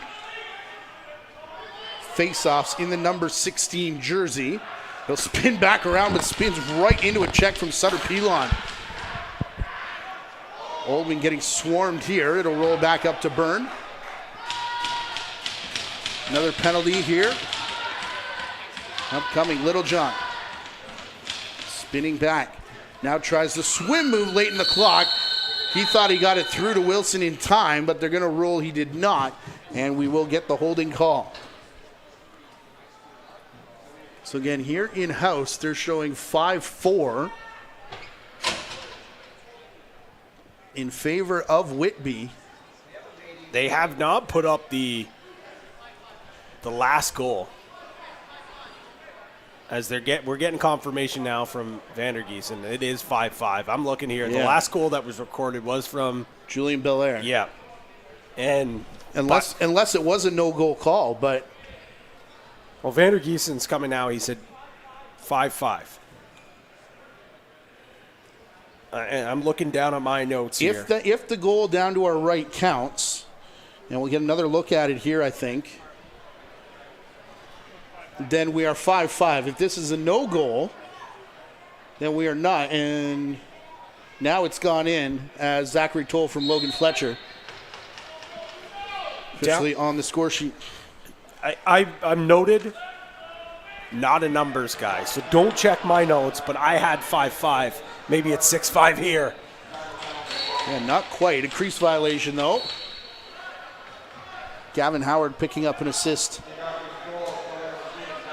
on that goal as well, as time continues to tick down on the latest Whitby power play. Believe this is their 5th of the game. Although there was a lot happening, to be fair, at the end of that second period. Rawson breaking through. They're going to call him for a crease violation. And take a goal off the board. Littlejohn to Byrne. Back down the board. Soriketti waits for Langio. Littlejohn with it. Guess where Langio's headed? Straight to the middle. Byrne, quick stick to the crease. Littlejohn to Soriketti, and Wilson. Another good stop. Owen Byrne. This time it's Gesso from the wrong side of the floor. Gets that loose ball. Fresh 30-second clock for this power play. Gonna run that scissors play again. Yeah, opens a shot for Byrne. Ty Wilson not going to let it go.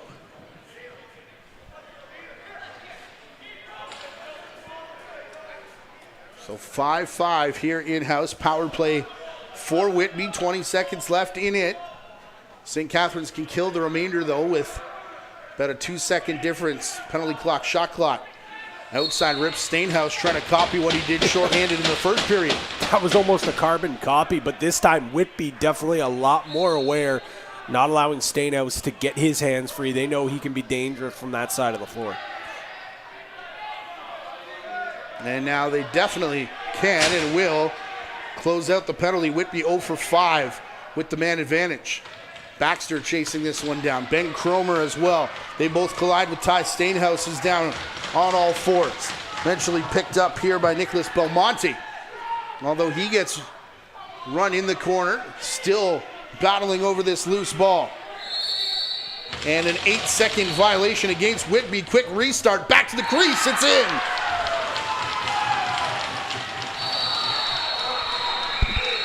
And it might be on now.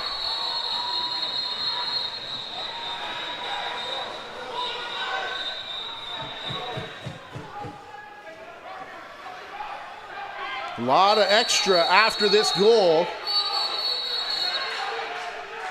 And more talking and some shoving. And I can confirm that the officials' whistles work here today, yes. That is for sure. As Lucas Nielsen does get his first goal of this game, his first point of this game. Been a relatively quiet game for him. It's a quick restart, as we'll see here. 8-second clock, little skip, and Nielsen just hammers that with authority down low. Bouncers will go. Belmonte then takes a hard pop on the back from Gavin Howard. This Kyle Kropman and John Vandergeesen having a conversation. Looks like Taylor was in the box. Belmonte didn't get anything on that initial pop, but Taylor did come in after. That hard hit to the back from Gavin Howard.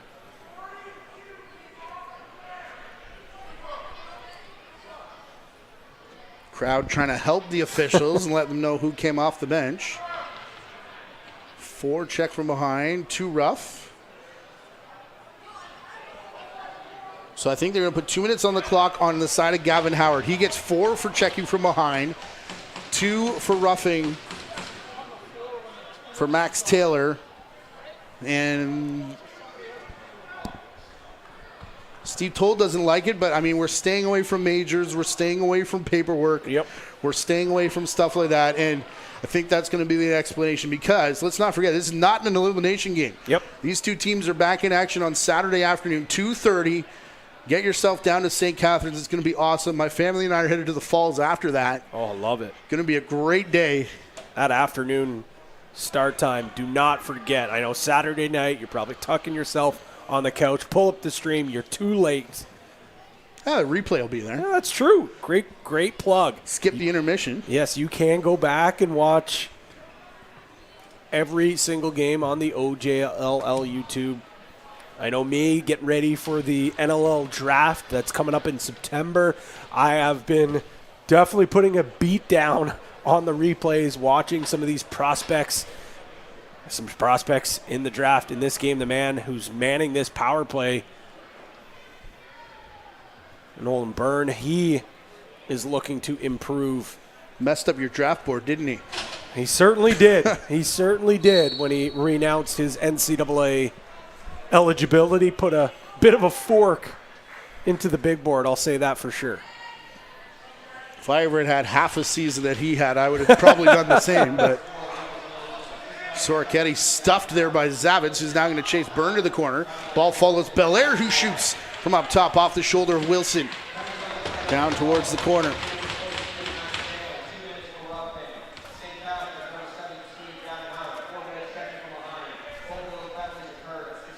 6th power play of the game for the Warriors.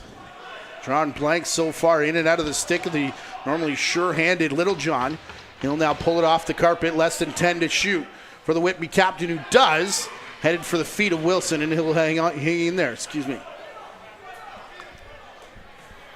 Just over a minute left.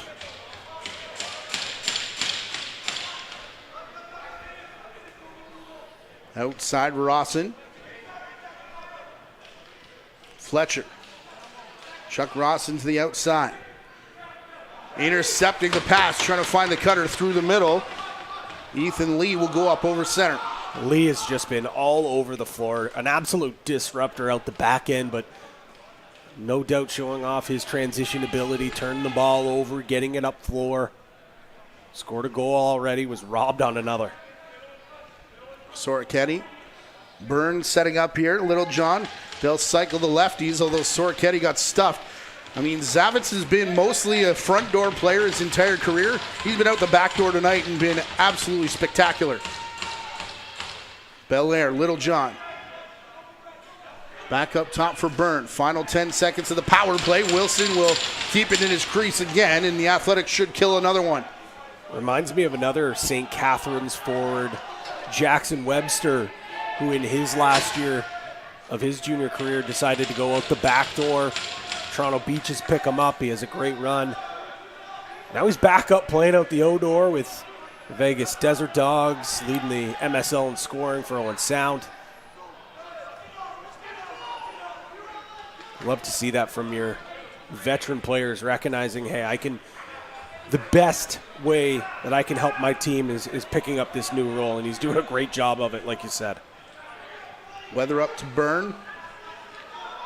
From the restraining line. Got it in my notes to ask Steve Toll if that was team decision or captain stepping up and saying, hey, we've got all these guns that we've hired here at the deadline. I just want to touch the floor. Never missed a game. I'll come out the back door if you need it. Over the top, Toll. Both of these teams have had their times in the limelight in Ontario, but it's been quite some time. Of course, 2022 Minto Cup champion Warriors, but Rawson here with it. When you think of ask anybody about the top team in Ontario, these ones probably not going to be mentioned amongst those lists, but there are plenty of players from Whitby and from St. Catharines on NLL and other rosters. And more to come from these two teams. Oh, there's no doubt about that. Already seeing some NLL talent out there. Back to Oldman. Still hanging on to it, under 10 on the shot clock. He'll cross the restraining line. Back to Littlejohn, who shot. Looked like there was space just over the left knee before it was closed up quickly. Oldman grabs the loose ball. Pass back here to Belair. One hand corralled it, shoots. Soroketti out of the corner as it's another 30 seconds here for Whitby. Soroketti's got to make a change as his helmet comes undone after picking up that great loose ball. Saw that take 2 goals off the board up in Peterborough the other night. Langiel on the run, low shot. Bounces out of the corner, he'll posture up on it, gets taken down and will reset the clock once more. What a game Langiel is having, just an absolute wrecking ball out the front door.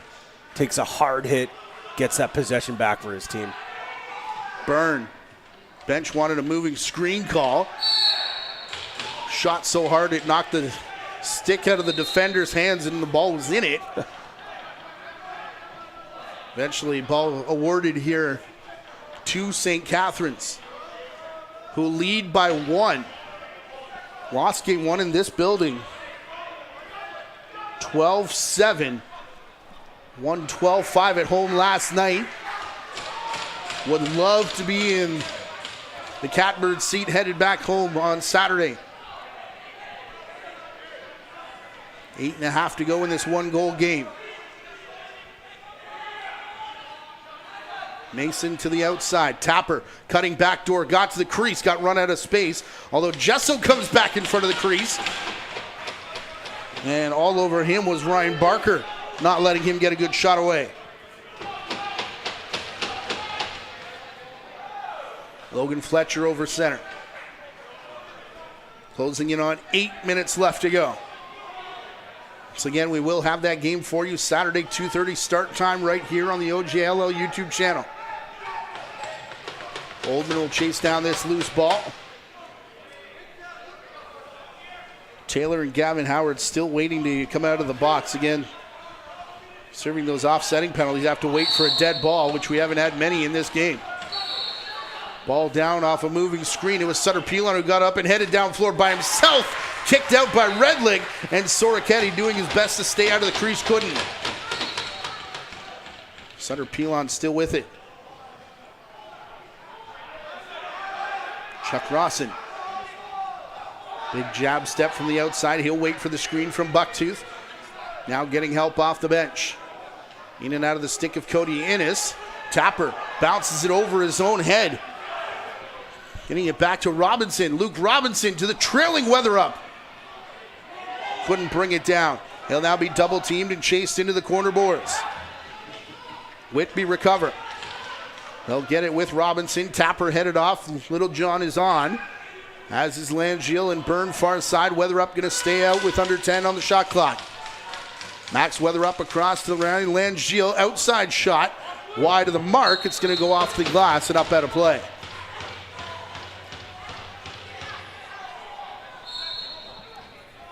Can start to see some tired bodies out there on the floor after back-to-back nights of OJLL playoff lacrosse.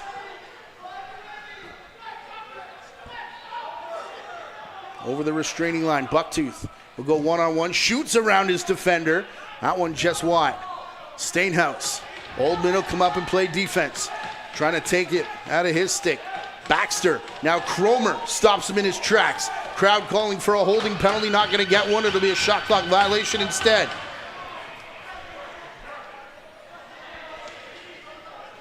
Ethan Lee to Little John to Oldman. Byrne getting double teamed on the far side. That allows Soroketti to play it. Julian Belair, Soroketti and Byrne. Back across Little John, finds a lane to the net. His shot caught there by Wilson. Still just 1 point for Lucas Littlejohn. Him and Nolan Byrne combined for just that one assist. Rawson. 51 saves now, partner, for Ty Wilson. Unbelievable. Cut here from Innes. Had it bounce out of his stick into the crease of Redlick. Robinson will clear center and flip it back to his captain. Faced 69 shots did Ty Wilson in this building in game number 1. Standing tall again, Byrne. Had to hold my breath there as that shot came close to the announcer's curse, but wide of the mark and up out of play. Closing into our last 5 minutes. Our last scheduled 5 minutes, I probably should add. Ross into Bucktooth. Far side Nielsen spins back from pressure. Bucktooth settling it down. Rawson, shrug of the shoulders. Redlick had the rebound rolled out of his crease. It'll be Ethan Lee beating a double team to the timeline.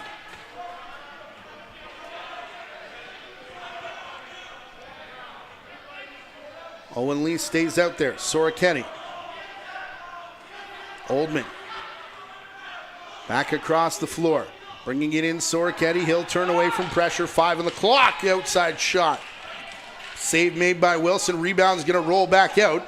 Outside the restraining line. Picked up by the captain, Zavitz. Keaton Zavitz has a couple players streaking off the bench. Going to look off both Innes and the man on the far side. Stainhouse, the trailer. Has it now with under 4 left. Out to Innes. Toll setting the screen. Stainhouse wanted the pass, not going to get it. It deflects off a defender and wide. Stainhouse, while falling, shoots. And that one also not on target. Robinson. He'll leave it for Littlejohn. Back and forth here in this third period. 3.5 minutes left to go. to the outside. Byrne, big high step. Robinson with the pick.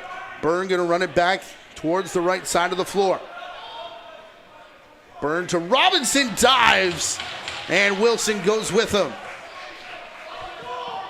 Rebound picked up, Ari Steinhaus. Belair meets him across center. They collide on the boards, tipped out, and look out, Ethan Lee behind everybody. Ben Cromer there too. Incoming Ari Steinhaus, it bounces off the defender. No goal, they're going to call it in the crease. Back the other way, Jamison Bucktooth. St. Catharines wanted the quick restart. We already saw close play at one end, turned into a goal back to our right. Will it happen again? Here's Ennis to the far side.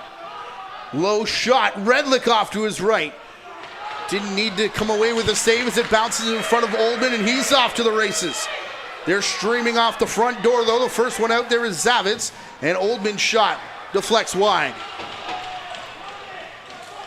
St. Catharines back with it. Oldman gonna upset the card again. Oldman back with it to the crease. What a stop, Wilson. Are you kidding me? What an unbelievable save. Now well over 50 stops for the Oshawa, Ontario native, putting on an absolute show in his backyard. 2-minute warning here in this one-goal game. Series all knotted at one as well. Chuck Rawson sheds his defender down from the corner. Looks to the 5-hole, all closed up by Redlick. Ethan Lee tripped up. 8-second count is on for Whitby. They do clear. Lee rolls it across to Little John. Logan Fletcher hustles off. Now back to Little John again. Will drag it through his shot. Rose over top, forcing Wilson into a save. Big collision side of the crease. Player down here, couple players down, one for either side, and now whistle.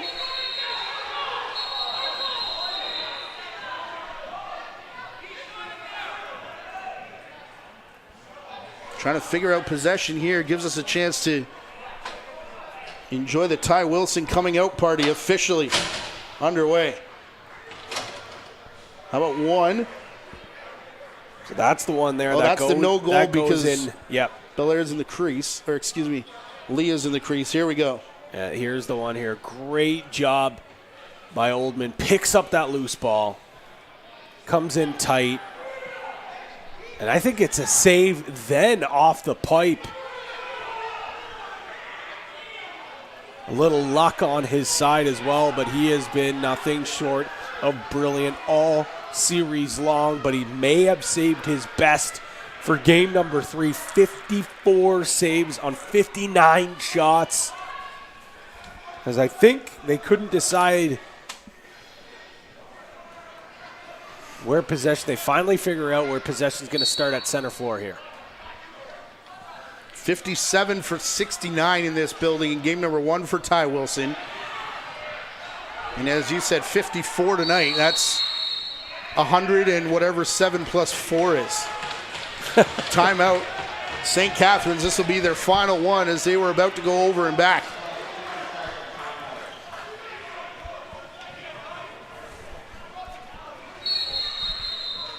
I think it's 11. 111. Let's go with that. I was told there would be no math. That's why I did it for you, partner. I got you. Why not? One more time, this stop from Wilson. I think Whitby's trying to argue that they've already used both timeouts. I know they used one in the first period. I don't recall them using their No, I think this is just the second timeout. one. Oh, you're right. Think off Wilson, Oh, man. then the crossbar. My goodness.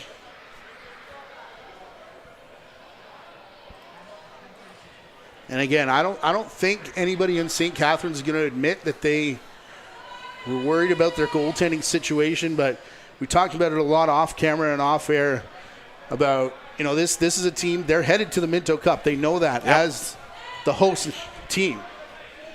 But to put up a good showing would probably need a goaltending either performance from one of their two or to bring somebody in. Did not do that at the or at the trade deadline, and now it's Ty Wilson who's just grabbed it by the horn and taken it. That's mightily reminiscent of the last time the Whitby Warriors won the Minto Cup. You could say the same thing. Not really a clear number one, but Caleb Martin come down the stretch in that Minto Cup, took the cage and stole it. Here's Steenhouse from the outside, shot there late in the clock. Redlick will steer it over out to the corner. Whitby will pick up and they will call timeout. Everybody's out of one now with 46 seconds left to go. And Shirley, Tide and Redlick gonna head to the bench for this final shot.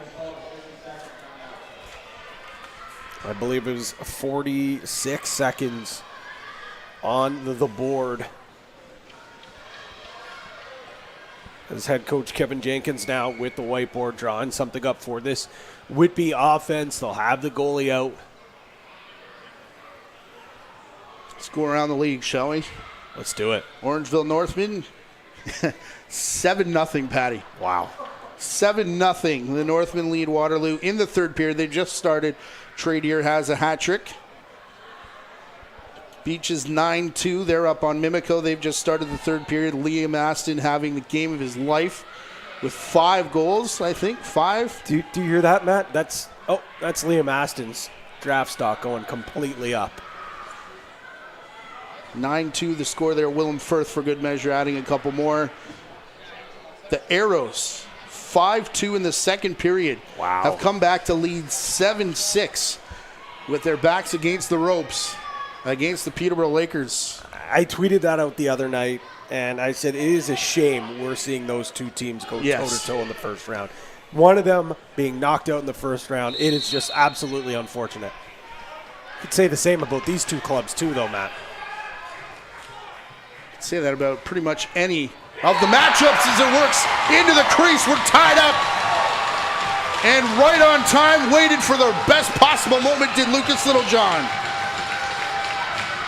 No time wasted on this at all.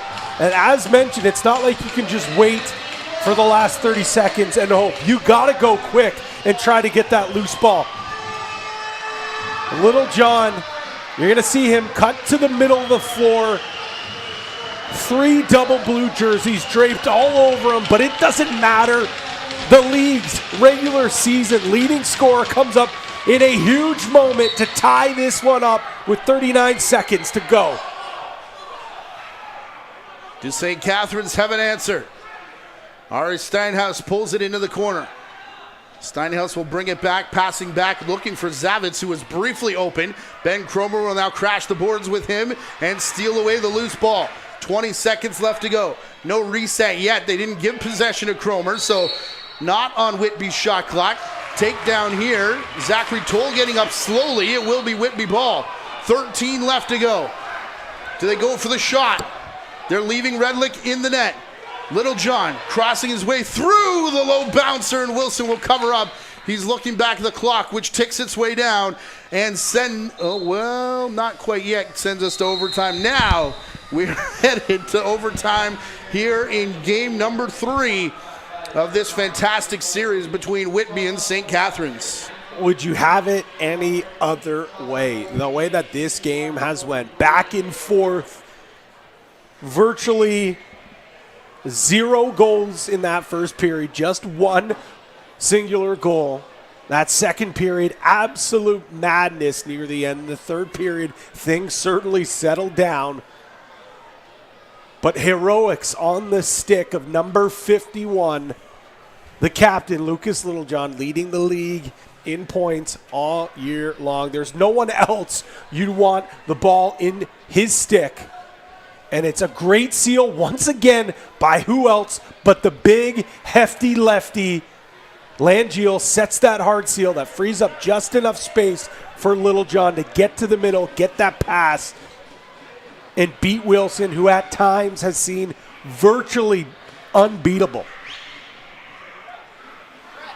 Boy, oh boy. Who saw this coming in the first period? 6-6 between these two teams. You look at guys on knees, guys taking water, guys bent over. There's some fans over there that they're trying to get some air. These guys played last night, Patty. And we're still headed to overtime. What a treat to be witnessing this one here today. It's so cliche, Matt, but this is where you got to dig deep. You got to find a way all season long at practice. This is the reason why coaches, they beg you. They give those runs. They work you to the bone. This is why you're out hitting the wall ball when you're not at the rink. This is why you play the game of lacrosse. This is what it's all about. This is what junior lacrosse is all about. Tie ball game in Iroquois Park. And we're going in to overtime. Free lacrosse, the best 2 words probably in the world. We got free pizza earlier. I thought That's that was pretty good, good, but I'll take some free ball. Why not? And a reminder that game 4 of this series, regardless what happens in the next 10 minutes or so, is on. 2:30 start time. Canada Games Park in St. Catharines. Make the drive. Take the 407 because the traffic will be bad. Book extra time. Just get there. I don't care how you got to do it. Game 4 is going to be great. And if we can't, we understand. We got you covered. Put one on the TV, one on the tablet, one on the phone, one on the watch. It's going to be a good game on Saturday. Scheduled for 10 minutes, but next goal wins. No teams have timeouts. They've used both of them throughout the game. And we are playing 5-on-5 floor strength here in overtime in the Ontario Junior Lacrosse League playoffs. Langio to the outside, back to Littlejohn. Ty Gesso. Nolan Byrne. Quiet so far. He'll walk it through. Wilson the save. Big rebound. Langio. Second one for Wilson, and it stays in his crease.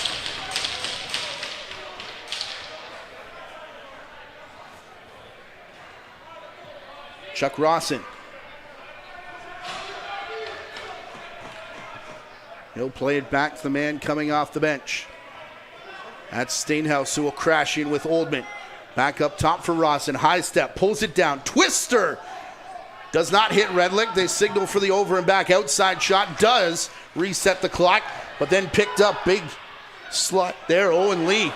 And Redlick now comes out after the loose ball. Got there before Stainhouse. He'll drag it back. And St. Catharines bench asking for the 8 count. Gonna get it against Whitby. St. Catharines starts back in their own end. Rawson through Nielsen to the outside. Bucktooth faked the pass, went high. The corner was there. Ball was not. It went high into the screening.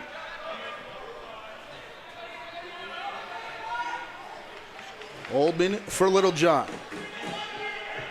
Julian Belair. Byrne off the bench. Soroketti from the corner. Byrne cuts to the net. Pass isn't there. Soroketti will go over top of the land shield. Screen. Littlejohn's shot. Hits Wilson. They argue over the loose ball, and it's picked up by the Whitby captain. Littlejohn shoved out of the way. Nolan Byrne will take a second. Soroketti to Littlejohn. Belair setting the seal in front. Littlejohn to the corner, tried to return it back to Julian Belair, was knocked down. Whitby quickly off the bench. Zavitz electing not to go there. Outstanding defense from Armstrong, and Zavitz there closing the gap on Littlejohn. Rawson finds a cutter. Nielsen scores! From BC to the back of the net and home to St. Catharines. Athletics take game number 3, 7-6.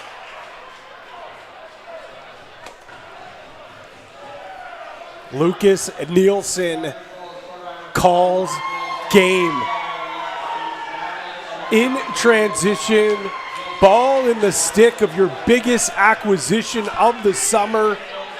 The former Salmon Belly, the current Buffalo Bandit, but also the St. Catharines Athletics sniper gets it done in transition giving his team a 2-1 lead. And that man right there, Ty Wilson, is all sorts of fired up, and as he should be, with nearly 60 stops.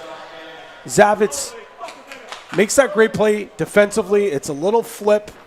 Rawson waits, and just a far too slow change for Whitby off the floor as Rawson to Nielsen. And he's going to make no mistake. Out in front, buries a beauty. An absolute dagger to Whitby. And they're heading back to St. Catharines with a 2-1 series lead. Once again, we'll have that game for you on Saturday at 2:30 start time. One more look at the goal. That's going to be the game winner from Luke Nielsen. We should tell you there was some jawing behind the play. Trent Robertson involved. Steve Toll had to hold him back, but eventually everybody joins in on this celebration right here. That will give a 2-1 series lead to the St. Catharines Athletics, who will head home leading the series 2-1. One final check of the out-of-town scores for you. Again, 10-0 Orangeville now up. Looks like they're going to sweep away KW. 9-2 Beaches on top of Mimico in the third period. And they continue to go back and forth. Peterborough, Six Nations, 8-7 now in the third period there. You can get all these scores, stats, schedules, and standings on the Ontario Junior Lacrosse League app. Download it from your favorite app store and be sure you're subscribed here so you don't miss any of the action. Pat, always good to call a game with you, but even better when it looks like that. Oh, I mean, sign me up for more of that. We were treated to an unbelievable game from start to finish. And if you can make it to St. Catharines, do it, because it's going to be another doozy. And if you can't, tune into the OJLL YouTube, because this series needs to go the distance. It has been so good. But we'll have an opportunity, St. Catharines, to move on, and Whitby going to be battling for their playoff lives. We'll see it all unfold once again Saturday at 2:30 right here on the Ontario Junior Lacrosse League YouTube channel. Be sure you're subscribed, like it, and share. Leave a comment. The algorithm will pump more games like this to you and your subscribers, and we'll hopefully build our viewership as we run through the playoffs. For my partner, Pat Gregoire, producer and director tonight, Gary Morrison, my name's Matthew Carrick for the JVI Sports Network and the Ontario Junior Lacrosse League. Thank you for tuning in tonight. We'll talk to you on Saturday. Brand new series.